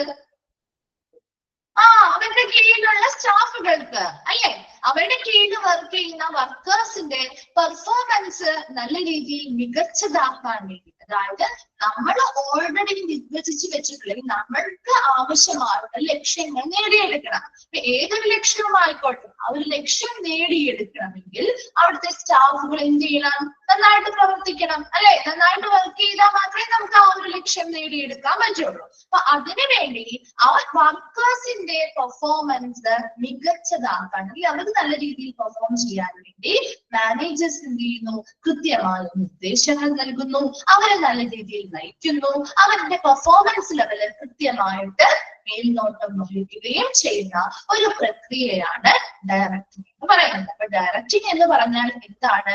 ശരിക്കും നമ്മുടെ ആ ഒരു ലക്ഷ്യം നേടിയെടുക്കുന്നതിന് വേണ്ടി ആ ഒരു അവിടെയുള്ള വർക്കേഴ്സ് അല്ലെങ്കിൽ തൊഴിലാളികളുടെ പെർഫോമൻസുമായി ബന്ധപ്പെട്ട് അവർക്ക് മാനേജേഴ്സ് എന്ത് ചെയ്യുന്നു? ആവശ്യമായിട്ടുള്ള നിർദ്ദേശങ്ങൾ നൽകുന്നു, അവരെ നല്ല രീതിയിൽ നയിക്കുന്നു, അവരുടെ പെർഫോമൻസ് ലെവൽ എത്രത്തോളം ഉണ്ടെന്ന് എന്ത് ചെയ്യുന്നു? മേൽനോട്ടം വഹിക്കുകയും ചെയ്യുന്ന ഒരു പ്രക്രിയയാണ് ഡയറക്റ്റിംഗ്. മനസ്സിലായോ? അപ്പൊ directing should be the heart of the management process. ഏതൊരു മാനേജ്മെന്റ് പ്രോസസ്സിന്റെയും ഹൃദയം എന്ന് പറയുന്നത് ഡയറക്റ്റിംഗ് ആണ്. കാരണം കൃത്യമായ നിർദ്ദേശങ്ങൾ നമ്മൾ കൊടുക്കുകയും കൃത്യമായ മേൽനോട്ടങ്ങളിലൂടെയുമാണ് ആ ഒരു പെർഫോമൻസ്, വർക്കേഴ്സിന്റെ പെർഫോമൻസ് നമുക്ക് മികച്ചതാക്കി കൊണ്ടുവരാൻ പറ്റുള്ളൂ അല്ലെ. അതേസമയം ഇവർ ശരിയായ രീതിയിൽ ഒരു നിർദ്ദേശങ്ങളൊന്നും കൊടുക്കുന്നില്ല, ശരിയായ രീതിയിൽ സൂപ്പർവിഷനോ കാര്യങ്ങളോ ചെയ്യുന്നില്ലെങ്കിൽ ആ ഒരു ലക്ഷ്യം നമുക്ക് നേടിയെടുക്കാൻ പറ്റും. ഏതൊരു ലക്ഷ്യമാണെങ്കിലും നേടിയെടുക്കാൻ പറ്റുമോ? അല്ലെങ്കിൽ ആ ഒരു സ്ഥാപനത്തിന്റെ പ്രവർത്തനങ്ങൾ നല്ല രീതിയിൽ നടന്നു പോകുമോ? നമ്മുടെ മുകളിൽ ഒരു കൺട്രോൾ ചെയ്യുന്ന ഒരാളില്ല എങ്കിൽ നമ്മുടെ കാര്യങ്ങൾ നടന്നു പോവോ? ഇല്ല. നമ്മൾ എന്ത് ചെയ്യും? അവിടുത്തെ സ്റ്റാഫുകൾ നല്ല രീതിയിൽ പെർഫോം ചെയ്യില്ല. അപ്പൊ അതുകൊണ്ട് തന്നെ ഈ ഒരു ഡയറക്റ്റിംഗ് എന്ന് പറയുന്നത് ഏതൊരു മാനേജ്മെന്റ് പ്രോസസ്സിന്റെയും ഹാർട്ടാണ് അല്ലെങ്കിൽ ഹൃദയമാണ്. ഈ ഒരു ഡയറക്റ്റിംഗ് പ്രോസസ് എപ്പോഴും ഉണ്ടായിരിക്കണം. എന്നാൽ മാത്രമേ അവിടുത്തെ ജീവനക്കാരെ നന്നായിട്ട് പെർഫോം ചെയ്യുള്ളൂ. അവർക്ക് ആവശ്യമായ നിർദ്ദേശങ്ങൾ കിട്ടുന്നു, അവരെ കൃത്യമായിട്ട് മേൽനോട്ടം വഹിക്കുന്നു. അപ്പൊ അതിനനുസരിച്ച് അവരുടെ പോരായ്മകൾ പറഞ്ഞു കൊടുക്കുമ്പോൾ അവരതിനനുസരിച്ച് ഇംപ്രൂവ് ചെയ്ത് നല്ല രീതിയിൽ പെർഫോം ചെയ്യുകയും നമുക്ക് നല്ല രീതിയിലുള്ള ഒരു റിസൾട്ട് നേടിയെടുക്കാൻ സാധിക്കുകയും ചെയ്യും. ക്ലിയർ ആണോ? ഡയറക്റ്റിംഗ് ഓക്കെ ആണോ? ഓക്കെ, നെക്സ്റ്റ് വരുന്നതാണ് കോർഡിനേഷൻ. കോർഡിനേറ്റിംഗ് നോക്കിയേ. Coordination is the unification, integration, synchronization of the efforts of group members so as to give unity of action in the pursuit of common goals. ഈ പറയുന്ന പൊതുവായ ലക്ഷ്യങ്ങൾ പിന്തുടരുന്നതിന് വേണ്ടി ഒരു coordination in the unification, അതായത് ആ ഒരു പ്രവർത്തനങ്ങൾ ഒരു ഗ്രൂപ്പ് ഓഫ് ആളുകളിൽ നിന്ന് പ്രവർത്തിക്കുമ്പോൾ അവരെല്ലാവരും ഒരുപോലെ എഫേർട്ട് ഉണ്ട് അല്ലെ, ഒരുപോലെ നിന്ന് പ്രവർത്തിക്കണം. എന്നാലല്ലേ നമുക്ക് അത് നേടിയെടുക്കാൻ പറ്റുള്ളൂ അല്ലെ. അവിടെ അവരുടെ ഇടയിൽ അങ്ങോട്ടും ഇങ്ങോട്ടും പ്രശ്നങ്ങളോ കാര്യങ്ങളോ വന്നാല് അതൊന്നും ശരിയാവില്ല അല്ലെ. അപ്പൊ എന്തൊരു ലക്ഷ്യം നമുക്ക് നേടിയെടുക്കണമെങ്കിലും അവിടെ എന്ത് വേണം? ഒരു നല്ല കോർഡിനേഷൻ വേണം, ഒരു ഏകോപനം വേണം അല്ലെ. ഇസ് ദ യൂണിഫിക്കേഷൻ എന്ന് വെച്ചാൽ എന്താ?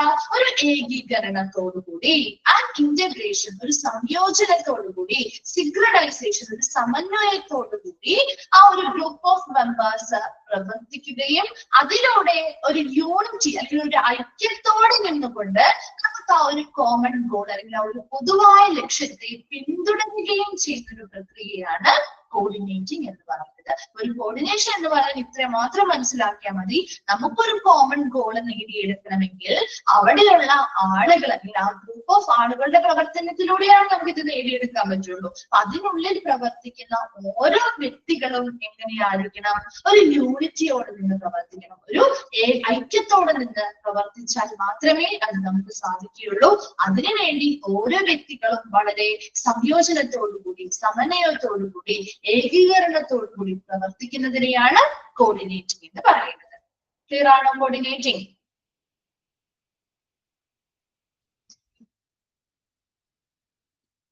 ഓക്കെ.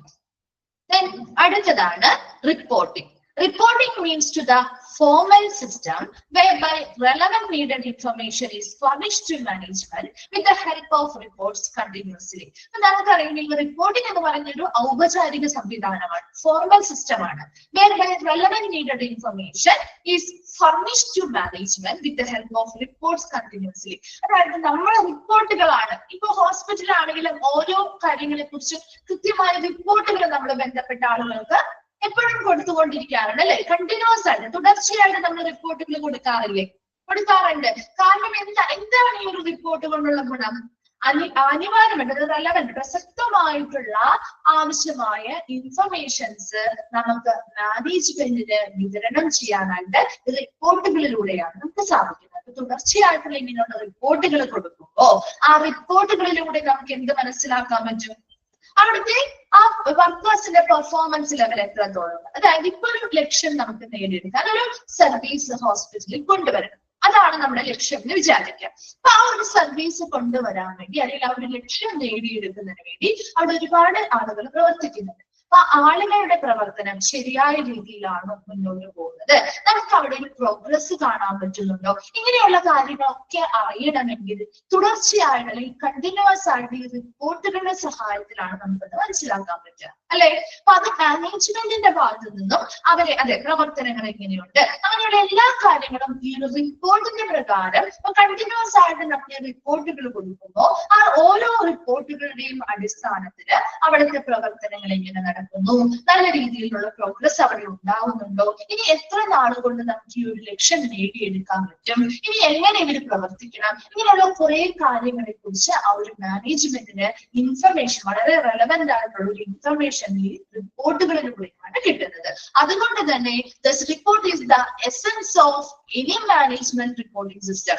ഏതൊരു മാനേജ്മെന്റ് റിപ്പോർട്ടിംഗ് സിസ്റ്റത്തിന്റെയും ഒരു പ്രധാന എസൻസ് അല്ലെങ്കിൽ ഒരു കാതലായിട്ട് നമുക്ക് റിപ്പോർട്ടിനെ പറയാം. Report provide the means of checking the performance. അവിടുത്തെ ഒരു പ്രകടന നിലവാരം അല്ലെങ്കിൽ അവരുടെ പെർഫോമൻസ് എത്രത്തോളം ഉണ്ട് എന്ന് ചെക്ക് ചെയ്യാനായിട്ട് നമുക്ക് റിപ്പോർട്ടുകളിലൂടെ സഹായിക്കുന്നുണ്ട് പറയുന്നത്. അപ്പൊ ആ ഒരു റിപ്പോർട്ട് തുടർച്ചയായിട്ടുള്ള റിപ്പോർട്ടുകളുടെ അടിസ്ഥാനത്തിലാണ് മാനേജ്മെന്റിന് അവിടെയുള്ള എല്ലാ പ്രവർത്തനങ്ങളും എങ്ങനെ നടക്കുന്നു, എങ്ങനെ നമുക്ക് ഈ ലക്ഷ്യം ഇനി എത്രത്തോളം നാളുകൊണ്ട് നമുക്ക് ഒരു ലക്ഷ്യം നേടിയെടുക്കാൻ പറ്റും, പുരോഗതികള്, അങ്ങനെയുള്ള ഒരുപാട് കാര്യങ്ങളെ കുറിച്ച് വ്യക്തമായിട്ടുള്ള പ്രസക്തമായ ഇൻഫർമേഷൻസ് കൊടുക്കുന്ന ഒന്നാണ് റിപ്പോർട്ടുകൾ എന്ന് പറയുന്നത്.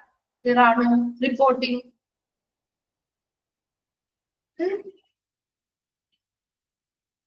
ഓക്കെ. ലാസ്റ്റ് വരുന്നതാണ് ബഡ്ജറ്റിംഗ്. ബഡ്ജറ്റിംഗ് അറിയാലോ ഇല്ലേ? നിങ്ങൾ ബഡ്ജറ്റുകൾ തയ്യാറാക്കാറുണ്ടോ എന്തിനെങ്കിലും ഒക്കെ? ഒരു സൂപ്പർ മാർക്കറ്റിൽ നമ്മൾ ഒരു മാസത്തേക്ക് വീട്ടിലേക്കുള്ള സാധനങ്ങൾ വാങ്ങാനായിട്ട് ഒരു സൂപ്പർ മാർക്കറ്റിൽ പോകുന്നതിന് മുൻപ് ബഡ്ജറ്റ് തയ്യാറാക്കാറുണ്ടോ? ലിസ്റ്റ് ഒക്കെ ഇട്ട് നമ്മളെ ഏകദേശം ഒരു ബഡ്ജറ്റ് ഒക്കെ തയ്യാറാക്കിയിട്ടില്ലേ പോവാറ്? ചെയ്യുന്നവരുണ്ടോ അങ്ങനെ? ഓക്കെ. അതിന്റെ എന്താണ് ഒരു ബെനിഫിറ്റ്? എന്താണ് ഒരു ബഡ്ജറ്റ് തയ്യാറാക്കുന്നതുമായി ബന്ധപ്പെട്ട ഒരു ബെനിഫിറ്റ്? എന്താ ശരിക്കും ബഡ്ജറ്റ് എന്ന് പറഞ്ഞാൽ എന്താണ് ബഡ്ജറ്റ്? എങ്ങനെ നമുക്ക് പണം ചിലവഴിക്കാം അല്ലെ? നമ്മുടെ കയ്യിൽ ഇപ്പൊ ഒരു 500 രൂപയുണ്ട്. ആ ഒരു 500 രൂപ എങ്ങനെ നമുക്ക് ചിലവാക്കണം അല്ലെ? എങ്ങനെ ചിലവാക്കണം അതിനു വേണ്ടി നമ്മൾ മുൻകൂട്ടി ഒരു പ്ലാൻ തയ്യാറാക്കുകയാണ് അല്ലെ? ഒരു പ്ലാൻ തയ്യാറാക്കുന്നതിനെയാണ് ബഡ്ജറ്റിംഗ് എന്ന് പറയുന്നത് അല്ലെ? നമുക്കൊരു ഒരു മാസത്തേക്ക് നമ്മുടെ വീട്ടിലേക്കുള്ള സാധനങ്ങളൊക്കെ ഒരു സൂപ്പർ മാർക്കറ്റിൽ പോയി വാങ്ങണം. അപ്പൊ നമ്മുടെ കയ്യിൽ ഒരു 5000 രൂപയുണ്ട്. അതിനുള്ളിൽ കൊള്ളുന്ന സാധനങ്ങളായിരിക്കണം നമ്മൾ വാങ്ങും അല്ലെ? അപ്പൊ അതിന് നമ്മളൊരു ലിസ്റ്റ് ഒക്കെ ഇടും അല്ലെ? വലിയൊരു ലോങ് ലിസ്റ്റ് ഒക്കെ ഇടും. ഒരു മാസത്തേക്കുള്ള സാധനങ്ങളാണല്ലോ, ഒരു ലിസ്റ്റ് ഒക്കെ ഇടും. അപ്പൊ ആ ലിസ്റ്റ് പ്രകാരം നമ്മൾ ഏകദേശ കണക്കൊക്കെ കൂട്ടി വെക്കും അല്ലെ? നമുക്ക് സ്ഥിരം പോകുന്നവർക്കാണെങ്കിൽ ഒരു ഏകദേശം നമുക്കൊരു വിലയും കാര്യങ്ങളും ഒക്കെ അറിയാൻ പറ്റും അല്ലെ. അപ്പൊ ആ ഒരു ഏകദേശ കണക്ക് കൂട്ടി നോക്കുമ്പോ നമ്മുടെ ഈ ഒരു ബഡ്ജറ്റ് എന്ന് പറയുന്നത് ഈ ഒരു 5000 രൂപയാണ്. ആ ഒരു 5000 രൂപയിൽ നിൽക്കുന്ന ഒരു ബഡ്ജറ്റിലേക്ക് നമ്മൾ അത് എത്തിക്കുകയാണ്. അല്ലെങ്കിൽ എങ്ങനെ നമുക്ക് ചെലവാക്കാം, ഈ 5000 രൂപയിൽ നമുക്ക് എന്തൊക്കെ സാധനങ്ങൾ വാങ്ങാൻ പറ്റും എന്നൊരു പ്ലാൻ നമ്മൾ നേരത്തെ തയ്യാറാക്കുന്നതിനെയാണ് ബഡ്ജറ്റിംഗ് എന്ന് പറയുന്നത്. അങ്ങനെ ഓരോ കാര്യത്തിനും നമ്മൾ ഈ പറയുന്ന നമ്മുടെ പണം അല്ലെ, എങ്ങനെ പണം നമുക്ക് സ്പെൻഡ് ചെയ്യാം അല്ലെങ്കിൽ ചിലവഴിക്കാം, അതിനു വേണ്ടി നമ്മൾ ഒരു പ്ലാൻ തയ്യാറാക്കുന്നതിനെ അല്ലെങ്കിൽ രൂപകൽപ്പന ചെയ്യുന്നതിനെയാണ് ബഡ്ജറ്റിംഗ് എന്ന് പറയുന്നത്. ക്ലിയർ ആണല്ലോ? നോക്കി ബഡ്ജറ്റിംഗ് എന്താന്നുള്ളത്. Budgeting is the process of ഇതും ചോദിക്കാനുള്ള ഭാഗമാണ് കേട്ടോ. Budgeting is the process of designing a plan to spend money. This spending plan is called a budget. Budget എന്ന് പറഞ്ഞാൽ എന്താ, എങ്ങനെ പണം നമുക്ക് ചിലവഴിക്കാം അതിനുവേണ്ടി നമ്മളൊരു പ്ലാൻ തയ്യാറാക്കുന്നതിനെയാണ് ബഡ്ജറ്റ് എന്ന് പറയുന്നത്, അല്ലെങ്കിൽ ബഡ്ജറ്റിംഗ് എന്ന് പറയുന്നത്. ദ സ്പെൻഡിങ് പ്ലാൻ, ആ ഒരു സ്പെൻഡിങ് പ്ലാനിനെയാണ് ബഡ്ജറ്റ് എന്ന് പറയുന്നത്. അപ്പൊ ബഡ്ജറ്റിംഗ് എന്ന് പറഞ്ഞ ഒരു പ്രോസസ്സാണ്. അതായത് എങ്ങനെ നമുക്ക് പണം ചിലവഴിക്കാം എന്ന പ്ലാൻ തയ്യാറാക്കുന്ന പ്രക്രിയയാണ് എന്തെന്ന് പറഞ്ഞത്, ബഡ്ജറ്റിംഗ് എന്ന് പറഞ്ഞത്. ഇനി തയ്യാറാക്കിയിട്ട് ആ ഒരു പ്ലാൻ ഇല്ലേ, മനസ്സിലാക്കിയോ? ആ ഒരു പ്ലാൻ എന്ന് പറയുന്നത്, ആ ഒരു പ്ലാൻ തയ്യാറാക്കുന്നതിന് വേണ്ടി നമ്മൾ ഒരുപാട് പ്രക്രിയ നടത്തുന്നുണ്ടല്ലോ, അതിനെ ആ പ്രക്രിയയാണ് നമ്മൾ ബഡ്ജറ്റിംഗ് എന്ന് പറയുന്നത്. ഇനി തയ്യാറാക്കിയിട്ടുള്ള ഒരു സ്പെൻഡിങ് പ്ലാനിനെയാണ് ബഡ്ജറ്റ് എന്ന് പറയുന്നത്. വ്യത്യാസം മനസ്സിലാവുന്നുണ്ടോ? Budgeting is the process of designing a plan to spend money. അതായത് പണം എങ്ങനെ ചിലവാക്കാം അതിനു വേണ്ടി നമ്മളൊരു പ്ലാൻ തയ്യാറാക്കുന്ന അല്ലെങ്കിൽ രൂപകൽപ്പന ചെയ്യുന്നു. ആ ഒരു പ്രോസസ് അല്ലെങ്കിൽ ആ ഒരു പ്രക്രിയയെ നമ്മൾ ബഡ്ജറ്റിംഗ് എന്ന് പറയുന്നു. ഇനി ആ തയ്യാറാക്കിയിട്ടുള്ള ആ ഒരു പ്ലാനിനെയാണ് ബഡ്ജറ്റ് എന്ന് പറയുന്നത്. ഓക്കെ ആണോ? അത് രണ്ടും ഡിഫറൻസ് മനസ്സിലാക്കണോട്ടോ, ഒരു ബഡ്ജറ്റിംഗും ബഡ്ജറ്റും തമ്മിലുള്ള വ്യത്യാസം. Okay, then making this spending plan allow you to decide in advance whether you will have enough money to do the things you would require to do or would like to do. നമ്മൾ ചെയ്തുകൊണ്ടിരിക്കുന്നതോ അല്ലെങ്കിൽ ചെയ്യാൻ പോകുന്നതോ ആയിട്ടുള്ള ഒരു കാര്യത്തിന് ആവശ്യമായിട്ടുള്ള ഒരു പണം നമ്മുടെ കയ്യിൽ ഉണ്ടോ എന്നുള്ളത് നമുക്ക് ഈ ഒരു ബഡ്ജറ്റ് തയ്യാറാക്കുമ്പോൾ മനസ്സിലാവും. ഇല്ലേ? മുൻകൂട്ടി മനസ്സിലാവില്ലേ? അപ്പൊ നമ്മൾ ഒരു ലിസ്റ്റ് ഇട്ടു, ആ ലിസ്റ്റ് പ്രകാരമുള്ള സാധനങ്ങൾ വാങ്ങാനുള്ള പണം നമ്മുടെ കയ്യിൽ ഉണ്ടോ? ഇത് നമ്മുടെ കയ്യിൽ ചിലപ്പോൾ ഒരു 5000 രൂപ ഉണ്ടാവുള്ളൂ. നമ്മൾ ആ ഒരു ലിസ്റ്റിന്റെ പ്രകാരം ചിലപ്പോൾ നമ്മൾ കണക്ക് കൂട്ടുമ്പോൾ 5000 രൂപയിൽ കൂടുതലാണെങ്കിൽ അതിന്റെ ഇത് മനസ്സിലാക്കാൻ നമുക്ക് നമ്മൾ ഉദ്ദേശിച്ചിരിക്കുന്ന അല്ലെങ്കിൽ നമ്മൾ വാങ്ങാൻ പോകുന്ന ആ സാധനങ്ങള് അല്ലെങ്കിൽ നമ്മൾ എന്താണ് ചെയ്യാൻ പോകുന്നത് അതിനാവശ്യമായിട്ടുള്ള പണം നമ്മുടെ കയ്യിൽ ഇല്ല എന്ന് മനസ്സിലാക്കാൻ പറ്റും അല്ലെ. അപ്പൊ അതിനനുസരിച്ച് നമ്മൾ എന്ത് ചെയ്യും, ഈ പ്ലാനിൽ വ്യത്യാസങ്ങൾ വരുത്തും ഇല്ലേ? വ്യത്യാസം വരുത്താറില്ലേ നിങ്ങള്? ഇപ്പൊ ഒരു 5000 രൂപയിൽ കൂടുതലാണ് നമ്മുടെ ആ ഒരു പ്ലാൻ വെച്ച് നമ്മൾ ചെയ്ത് നോക്കിയപ്പോ കിട്ടിയിരിക്കുന്നതെങ്കിൽ നമ്മൾ ആ സാധനങ്ങൾ എന്തെങ്കിലും ഒക്കെ മാറ്റും അല്ലെ. ആവശ്യം വളരെ അത്യാവശ്യമുള്ളത് മാത്രം ഉൾപ്പെടുത്തി അല്ലാത്തവ മാറ്റും അല്ലെ. കുറവ് അല്ലെങ്കിൽ എന്ത് ചെയ്യും, അതിന്റെ ക്വാണ്ടിറ്റി കുറയ്ക്കോ അങ്ങനെ എന്തെങ്കിലുമൊക്കെ അഡ്ജസ്റ്റ്മെന്റുകൾ നമ്മൾ നടത്തും. ഇവിടെ എപ്പോഴും നമുക്ക് മുൻകൂട്ടി മനസ്സിലാക്കാൻ പറ്റും നമ്മുടെ കയ്യിലുള്ള പണം മതിയോ, ആവശ്യത്തിനുള്ള നമുക്ക് ആ ഒരു കാര്യങ്ങൾ ചെയ്യാൻ അല്ലെങ്കിൽ ചെയ്തുകൊണ്ടിരിക്കുന്ന പ്രവർത്തനങ്ങൾക്ക് വേണ്ടി നമുക്ക് വേണ്ടത്ര അല്ലെങ്കിൽ മതിയായ പണം നമ്മുടെ കയ്യിലുണ്ടോ എന്ന് മുൻകൂട്ടി മനസ്സിലാക്കാനായിട്ട് ഈ ഒരു ബഡ്ജറ്റ് പ്ലാനിലൂടെ സാധിക്കുന്നുണ്ട് എന്നാ പറയുന്നത്. And budgeting is nearly balancing expenses with income. എന്താ ഒരു ബഡ്ജറ്റ് എന്ന് പറയുന്നത് എന്തിന് നമ്മളെ സഹായിക്കുന്നുണ്ട്, നമ്മുടെ വരുമാനത്തിനനുസരിച്ചുള്ള ചിലവ് ഒരു ബാലൻസ് ചെയ്ത് നിർത്താൻ വേണ്ടി അല്ലെങ്കിൽ സന്തുലിതമാക്കാൻ വേണ്ടി നമ്മളെ ഈ ബഡ്ജറ്റിംഗ് സഹായിക്കുന്നുണ്ട് ഇല്ലേ. അപ്പൊ നമ്മുടെ ഇൻകം എത്രത്തോളമാണോ, വരുമാനം എത്രത്തോളമാണോ അതിനനുസരിച്ചുള്ള ചിലവ് വരുത്താൻ വേണ്ടി അപ്പൊ ഒരു ബഡ്ജറ്റിംഗ് പ്ലാൻ തയ്യാറാക്കുമ്പോൾ നമുക്കത് സാധിക്കും. കാരണം ഒരു വരുമാനം നമ്മുടെ ഇത്ര രൂപയാണ്, അപ്പൊ അതിനനുസരിച്ചുള്ള ഒരു ബഡ്ജറ്റിലെ നമ്മൾ തയ്യാറാക്കുള്ളൂ അല്ലെ. അപ്പൊ അതിനനുസരിച്ചുള്ളതിൽ ഉൾക്കൊള്ളുന്ന രീതിയിലുള്ള ഒരു ബഡ്ജറ്റ് തയ്യാറാക്കുമ്പോൾ നമുക്ക് അത് രണ്ടും എന്ത് ചെയ്യാൻ പറ്റും, ബാലൻസ് ചെയ്ത് പോവാനായിട്ട് ഇത് സഹായകമാണ്. ഒരു ബഡ്ജറ്റിംഗ് എന്താണ്, അതുമായി ബന്ധപ്പെട്ട കാര്യങ്ങളുമാണ് പറഞ്ഞത്. ക്ലിയർ ആണോ? ബഡ്ജറ്റിംഗ് ഓക്കെ ആണോ? ഓക്കെ. അതിൽ പറഞ്ഞിരിക്കുന്ന ഇത്രയാണ് planning, organising, staffing, directing, coordinating, reporting, budgeting. ഇതെല്ലാം വളരെ ഇമ്പോർട്ടന്റ് ആണ്, നോട്ട് ചെയ്ത് വെക്കണം കേട്ടോ, ചോദിക്കാനുള്ള ഭാഗമാണ് കേട്ടോ. ഓക്കെ അല്ലേ? നീ അത് റിപ്പീറ്റ് ചെയ്യണോ ഏതെങ്കിലും? നെക്സ്റ്റ് ഭാഗത്തേക്ക് പോട്ടെ മിസ്.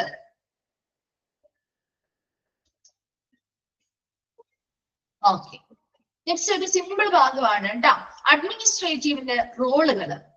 ജസ്റ്റ് ഈ പോയിന്റ്സ് നിങ്ങൾ അങ്ങനെ തന്നെ പഠിച്ചു വെച്ചാൽ മതി. എന്താണ് മിസ് പറഞ്ഞു തരാം കേട്ടോ. അഡ്മിനിസ്ട്രേറ്റീവ് റോൾസ് എന്ന് പറഞ്ഞാൽ അവരൊരു അഡ്മിനിസ്ട്രേറ്റർ ചെയ്യേണ്ട കുറച്ച് റോൾസ് ഉണ്ട്. ഒരു ഇന്റർപേഴ്സണൽ റോൾ എന്ന് വെച്ചാൽ എന്താ, വ്യക്തിപരമായിട്ടുള്ള കുറച്ച് റോളുകൾ. അതായത് ഒരു ഫിഗർ ഹെഡ് ആയിട്ട് നിൽക്കാം. ഒരു അഡ്മിനിസ്ട്രേറ്റർ, നിങ്ങളൊന്ന് ആലോചിക്കാം, നിങ്ങളൊരു ഹോസ്പിറ്റൽ അഡ്മിനിസ്ട്രേറ്റർ ആയിട്ട് ജോലി പ്രവേശിക്കുന്നു. അപ്പൊ നിങ്ങൾക്ക് നല്ലൊരു പൊസിഷനിലൊക്കെയാണ് അവർക്ക് ജോലി തന്നിരിക്കുന്നത് എന്ന് വിചാരിക്കാം. അപ്പൊ നിങ്ങൾ ചെയ്യേണ്ട കുറച്ച് റോളുകൾ ഉണ്ടാവുമല്ലോ. അതിൽ ഒന്നാമത്തതാണ് ഫിഗർ ഹെഡ് എന്ന് വെച്ചാൽ എന്താ, ആ ഒരു സ്ഥാപനത്തിന്റെ തലവനായിട്ട് പ്രവർത്തിക്കുക. അല്ലെ, ഒരു അഡ്മിനിസ്ട്രേറ്റീവ് ഭരണം എന്ന് പറയുന്ന ഒരു തലവൻ തന്നെയാണ് അല്ലെ. ഒരു തലവനായിട്ട് നിന്ന് പ്രവർത്തിക്കുക.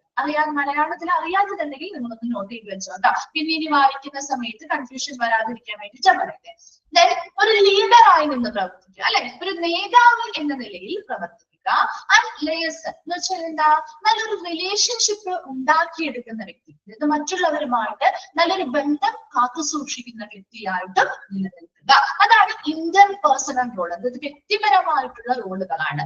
ഫിഗർ ഹെഡ് ഒരു തലവനായി നിന്ന് പ്രവർത്തിക്കുക, ഒരു നേതാവായി നിന്ന് പ്രവർത്തിക്കുക, ഒരു നല്ല റിലേഷൻഷിപ്പ് കീപ്പ് ചെയ്യുന്ന വ്യക്തിയായി നിന്ന് പ്രവർത്തിക്കുക. ക്ലിയർ ആണോ ഇന്റർപേഴ്സണൽ റോൾസ്? ഓക്കെ ആണോ? നെക്സ്റ്റ് പറയട്ടെ. ഓക്കെ, അടുത്തതാണ് ഇൻഫർമേഷണൽ റോൾസ് എന്ന് വെച്ചാൽ എന്താ, വിവരങ്ങൾ കൈമാറുക. വ്യക്തമായിട്ടുള്ള ഇൻഫർമേഷൻസ് കൊടുക്കുന്ന റോളുകളിൽ നിൽക്കുന്നു. നോക്കിയേ, മോണിറ്റർ ചെയ്യുക, കൃത്യമായ നിരീക്ഷണങ്ങൾ നടത്തേണ്ടതായിട്ടുണ്ട് ഇല്ലേ. നിരീക്ഷണം നടത്തണ്ടേ? അവരുടെ കീഴിൽ വരുന്ന എല്ലാ സ്റ്റാഫുകളും എല്ലാ ഡിപ്പാർട്ട്മെന്റുകളും നമ്മൾ കൃത്യമായിട്ട് നിരീക്ഷണങ്ങൾ നടത്തണം അല്ലെ. ഒരു മോണിറ്ററുമായി ബന്ധപ്പെട്ട ഒരു റോൾ ചെയ്യണം. ഡിസെമിനേറ്റ് എന്ന് വെച്ചാൽ എന്താണ്, ഡിസെമിനേറ്റർ പ്രചാരകൻ എന്നാണ് അർത്ഥം. അതായത് ഇൻഫർമേഷൻസ് പ്രചരിപ്പിക്കുന്ന ഒരു വ്യക്തി എന്നുള്ളതാണ്. അപ്പൊ ടീച്ചർ എന്ന് പറയുന്നത് നോളജിന്റെ ഡിസെമിനേറ്റർ ആണ് അല്ലെ, അറിവ് പകരുന്ന ആളാണ് ടീച്ചർ എന്ന് പറയുന്നത്. അതുപോലെ തന്നെ ഇവിടെ ഒരു ഹോസ്പിറ്റൽ അഡ്മിനിസ്ട്രേറ്റർ എങ്ങനെയാണ്, അവരുടെ കീഴിലുള്ള ഓരോ ആളുകൾക്കും കൃത്യമായ ഇൻഫർമേഷൻസ് അല്ലെങ്കിൽ അറിവുകൾ പറഞ്ഞു കൊടുക്കേണ്ട വ്യക്തിയാണ് ആര്, ഒരു ഹോസ്പിറ്റൽ അഡ്മിനിസ്ട്രേറ്റർ. അതാണ് ഡിസെമിനേറ്റർ റോൾ ചെയ്യുന്നത് പറയുന്നത്. ക്ലിയർ ആവുന്നുണ്ടോ? അടുത്തത് സ്പോക്സ് പേഴ്സൺ. എന്താണ് സ്പോക്സ് പേഴ്സൺ എന്ന വക്താവ് അല്ലെങ്കിൽ ഈ ഒരു സ്ഥാപനത്തിന്റെ റെപ്രസെന്റേറ്റീവ് അല്ലെങ്കിൽ പ്രതിനിധിയായിട്ട് പ്രവർത്തിക്കുക. അതാണ് ഇൻഫർമേഷണൽ റോൾസിൽ 3 എണ്ണമാണ് വരുന്നത്. മോണിറ്റർ ചെയ്യുക, കൃത്യമായ നിരീക്ഷണങ്ങൾ നടത്തുന്ന വ്യക്തിയായിരിക്കണം. ഡിസെമിനേറ്റർ പ്രചാരകൻ അല്ലെങ്കിൽ കൃത്യമായ ഇൻഫർമേഷൻസ് അവരുടെ ജീവനക്കാർക്ക് പകർന്നു നൽകുന്ന ഒരു വ്യക്തിയായിരിക്കണം. സ്പോക്സ് പേഴ്സൺ വക്താവ് അല്ലെങ്കിൽ നല്ലൊരു റെപ്രസെന്റേറ്റീവ് ആയിട്ട് നിന്ന് പ്രവർത്തിക്കുന്ന വ്യക്തിയായിരിക്കണം. ക്ലിയർ ആണോ ഇൻഫർമേഷണൽ റോൾസ്? ഓക്കെ ആണോ? ആദ്യത്തെ 2 എണ്ണം ഓക്കെ ആണെങ്കിൽ ഒന്ന് റിപ്ലൈ ചെയ്തേ. ഓക്കെ, മൂന്നാമത്തത് ഡിസിഷണൽ റോൾസ്. ഡിസിഷണൽ റോൾസ് എന്ന് പറഞ്ഞാൽ തീരുമാനമെടുക്കുന്നതുമായി ബന്ധപ്പെട്ട റോളുകളാണ്. എന്റർപ്രണർ ഒരു സംരംഭകനായി, അതായത് ഇപ്പൊ നമ്മുടെ ഒരു ഹോസ്പിറ്റലിൽ ചിലപ്പോൾ നമ്മളൊരു ഹോസ്പിറ്റൽ അഡ്മിനിസ്ട്രേറ്റർ ചിന്തിക്കുന്നു, നമ്മളൊരു സംരംഭകനാണെങ്കിൽ എങ്ങനെ നമ്മൾ പ്രവർത്തിക്കും. ഇപ്പൊ നമ്മളൊരു സംരംഭകനാണെങ്കിൽ നമ്മുടെ സ്വന്തം സ്ഥാപനമാണ് അല്ലേ. നമ്മളൊരു സംരംഭകനാകുമ്പോൾ നമ്മൾ സ്വന്തമായിട്ടൊരു സ്ഥാപനം നടത്തുകയാണ്. അപ്പൊ നമ്മൾ എത്രത്തോളം റെസ്പോൺസിബിൾ ആയിരിക്കും ആ ഒരു സ്ഥാപനത്തോട് ഇല്ലേ. നമ്മുടെ സ്വന്തം സ്ഥാപനത്തോട് നമ്മൾ വളരെ നീതിപൂർവമായിരിക്കും പ്രവർത്തിക്കുക അല്ലേ. നിങ്ങൾ എങ്ങനെയല്ലേ, നമ്മുടെ സ്വന്തം സ്ഥാപനമാണെങ്കിൽ നമ്മൾ ഒരു കള്ളത്തരവും ഇതിൽ ചെയ്യില്ല. നമ്മൾ എത്രത്തോളം മാക്സിമം എഫേർട്ട് എടുക്കാൻ പറ്റും അത്രയും മാത്രം എഫേർട്ട് എടുത്തായിരിക്കും നമ്മൾ ചെയ്യുക അല്ലെ. ആ ഒരു റോള് ഇവരിവിടെ ചെയ്യുന്നു. അതായത് സ്വന്തം സംരംഭകൻ എന്ന നിലയിൽ നമ്മുടെ ഒരു സ്ഥാപനമാണ് എന്ന ഒരു നിലയിൽ പ്രവർത്തിക്കണം എന്നാ പറയുന്നത്. ഡിസ്റ്റർബൻസ് ഹാൻഡ്ലർ എന്ന് വെച്ചാല് ഇപ്പൊ ഹോസ്പിറ്റലിൽ ഒരു അൺഎക്സ്പെക്ടഡ് ആയിട്ട് എന്തെങ്കിലും ഒരു ഡിഫിക്കൽട്ടി, ബുദ്ധിമുട്ടുകളോ അല്ലെങ്കിൽ എന്തെങ്കിലും സംഭവങ്ങളോ ഒക്കെ വന്നു കഴിഞ്ഞാല് ആ ഒരു സിറ്റുവേഷനെ ശരിയായ രീതിയിൽ കൈകാര്യം ചെയ്യാനുള്ള ഒരു കഴിവ് ഈ പറയുന്ന ഒരു അഡ്മിനിസ്ട്രേറ്ററിന് ഉണ്ടായിരിക്കണം കേട്ടോ. ദെൻ അടുത്തതാണ് അതെ സത്യസന്ധതയോട് പ്രവർത്തിക്കാം. ദെൻ അടുത്തത് റിസോഴ്സ് അലോക്കേറ്റർ എന്ന് വെച്ചാൽ എന്താ, വിഭവങ്ങൾ അനുവദിക്കുക. അപ്പൊ കൃത്യമായിട്ട് ഇപ്പൊ ഓരോ സ്റ്റാഫുകളെയും കൃത്യമായ ഇടങ്ങളിൽ പ്ലേസ് ചെയ്ത് കൊടുക്കുക. അതുപോലെ ഇപ്പൊ സ്റ്റാഫുകൾ മതിയായ രീതിയിൽ സ്റ്റാഫോ ഡോക്ടേഴ്സോ കാര്യങ്ങളോ ഇല്ല എങ്കിൽ അവരെ നല്ല രീതിയിൽ ഹയർ ചെയ്ത് റിക്രൂട്ട്മെന്റ് നടത്തി അവരെ നിയമിക്കുക. അങ്ങനെയുള്ള പ്രവർത്തനങ്ങൾ നടത്തുക. നെഗോഷിയേറ്റർ എന്ന് പറഞ്ഞാല് എന്താണ് നെഗോഷിയേറ്റർ എന്ന് പറഞ്ഞാല്, മെറ്റീരിയൽസ് മാനേജ്മെന്റ് സ്റ്റാർട്ട് ചെയ്തോ? Materials management. അവിടേക്ക് ഈ ടേംസ് വരുന്നത് കൊണ്ടാണ് മിസ് ചോദിക്കുന്നത്. സ്റ്റാർട്ട് ചെയ്തോ? നെഗോഷിയേറ്റ് എന്ന് പറഞ്ഞാൽ ഇടനിലക്കാരൻ അല്ലെങ്കിൽ ഒരു മധ്യസ്ഥനായിട്ട് നിന്ന് പ്രവർത്തിക്കാം. ഈ ഒരു ഹോസ്പിറ്റലുകൾ തമ്മില് അല്ലെങ്കിൽ മറ്റു ഹോസ്പിറ്റലുകളൊക്കെ തമ്മില് ഒരു മധ്യസ്ഥതയിൽ നിന്ന് ഒരു ഇടനിലക്കാരനായിട്ട് അല്ലെങ്കിൽ ഒരു മധ്യസ്ഥതയിൽ നിന്ന് പ്രവർത്തിക്കേണ്ടതായിട്ട് വരാറുണ്ട്. ഒരു ഡിസിഷണൽ റോളുകളിൽ വരുന്നത് ഒരു എന്റർപ്രണർ, ഒരു സംരംഭകനായിട്ട് നിന്ന് പ്രവർത്തിക്കുക. അതായത് അത്രയും സിൻസിയർ ആയിട്ടും സത്യസന്ധതയോടുകൂടി ആ സ്ഥാപനത്തെ കാണുകയും അതിനനുസരിച്ച് എഫേർട്ടുകൾ കൊടുക്കുകയും ചെയ്യുക. ഡിസ്റ്റർബൻസ് ഹാൻഡ്ലർ എന്ന് പറയുമ്പോൾ ആ ഒരു സ്ഥാപനവുമായി ബന്ധപ്പെട്ട് ഒരു അൺഎക്സ്പെക്ടഡ് ആയിട്ടുള്ള ഒരു എന്തെങ്കിലും സംഭവങ്ങളോ കാര്യങ്ങളോ ഡിഫിക്കൽട്ടീസോ കാര്യങ്ങളോ വന്നു കഴിഞ്ഞാൽ അതിനൊക്കെ കറക്റ്റ് ഒരു ആക്ഷൻ എടുക്കാൻ, കറക്റ്റ് ഒരു അതിനൊരു നടപടിക്രമം എന്താണെന്ന് കറക്റ്റ് ആയിട്ട് മനസ്സിലാക്കാനും അതിനെ കൈകാര്യം ചെയ്യാനും കൃത്യമായിട്ടുള്ളൊരു തീരുമാനങ്ങൾ എടുക്കാനൊക്കെ ഒരു കഴിവ് ആർക്കുണ്ടായിരിക്കണം, ഈ ഒരു അഡ്മിനിസ്ട്രേറ്ററിന് ഉണ്ടായിരിക്കണം. നെക്സ്റ്റ് പറയുന്നത് റിസോഴ്സ് അലോക്കേറ്റർ ആണ്. കൃത്യമായ രീതിയിൽ അവിടുത്തെ വിഭവങ്ങൾ അനുവദിച്ച് നൽകുക. ഇപ്പൊ എന്തെങ്കിലും എക്യുപ്മെന്റ്സോ കാര്യങ്ങളോ എവിടെയെങ്കിലും ഡിപ്പാർട്ട്മെന്റിൽ വേണമെങ്കിൽ അത് അനുവദിക്കാനുള്ള പെർമിഷൻസ് കൊടുക്കുക. ഇപ്പൊ അവിടുത്തെ ജീവനക്കാരിൽ എന്തെങ്കിലും കുറവുകൾ വരുന്നുണ്ടെങ്കിൽ അവരെ നിയമിക്കാനും അവിടെ എന്ത് ചെയ്യണം, റിക്രൂട്ട്മെന്റ് നടത്താനും നിയമിച്ച് അവരുടെ പൊസിഷൻസും ഫില്ല് ചെയ്യാനുള്ള അനുവാദങ്ങൾ കൊടുക്കുക. അങ്ങനെയുള്ള അനുമതികൾ നൽകുക. നെഗോഷിയേറ്റർ എന്ന് പറയുമ്പോൾ ഒരു ഇടനിലക്കാരനെങ്കിൽ ഒരു മധ്യസ്ഥനാണെന്ന് പ്രവർത്തിക്കുക. ക്ലിയർ ആണോ? അഡ്മിനിസ്ട്രേറ്റീവ് റോൾസ് ക്ലിയർ ആണോ? ഇത് മൂന്നെണ്ണം. ഓക്കെ, ഇത്ര എടുക്കുന്നുള്ളൂ. മിസ് നെക്സ്റ്റ് ക്ലാസ് തുടങ്ങി സ്കിൽസ് ടീമിൽ വരെ എടുക്കാം. അടുത്ത ക്ലാസ്സിൽ വരുമ്പോൾ ഇതൊന്ന് വായിച്ചിട്ട് വരാം. ഡൗട്ട്സോ കാര്യങ്ങളോ ഉണ്ടെങ്കിൽ ചോദിക്കാം കേട്ടോ. Thank you.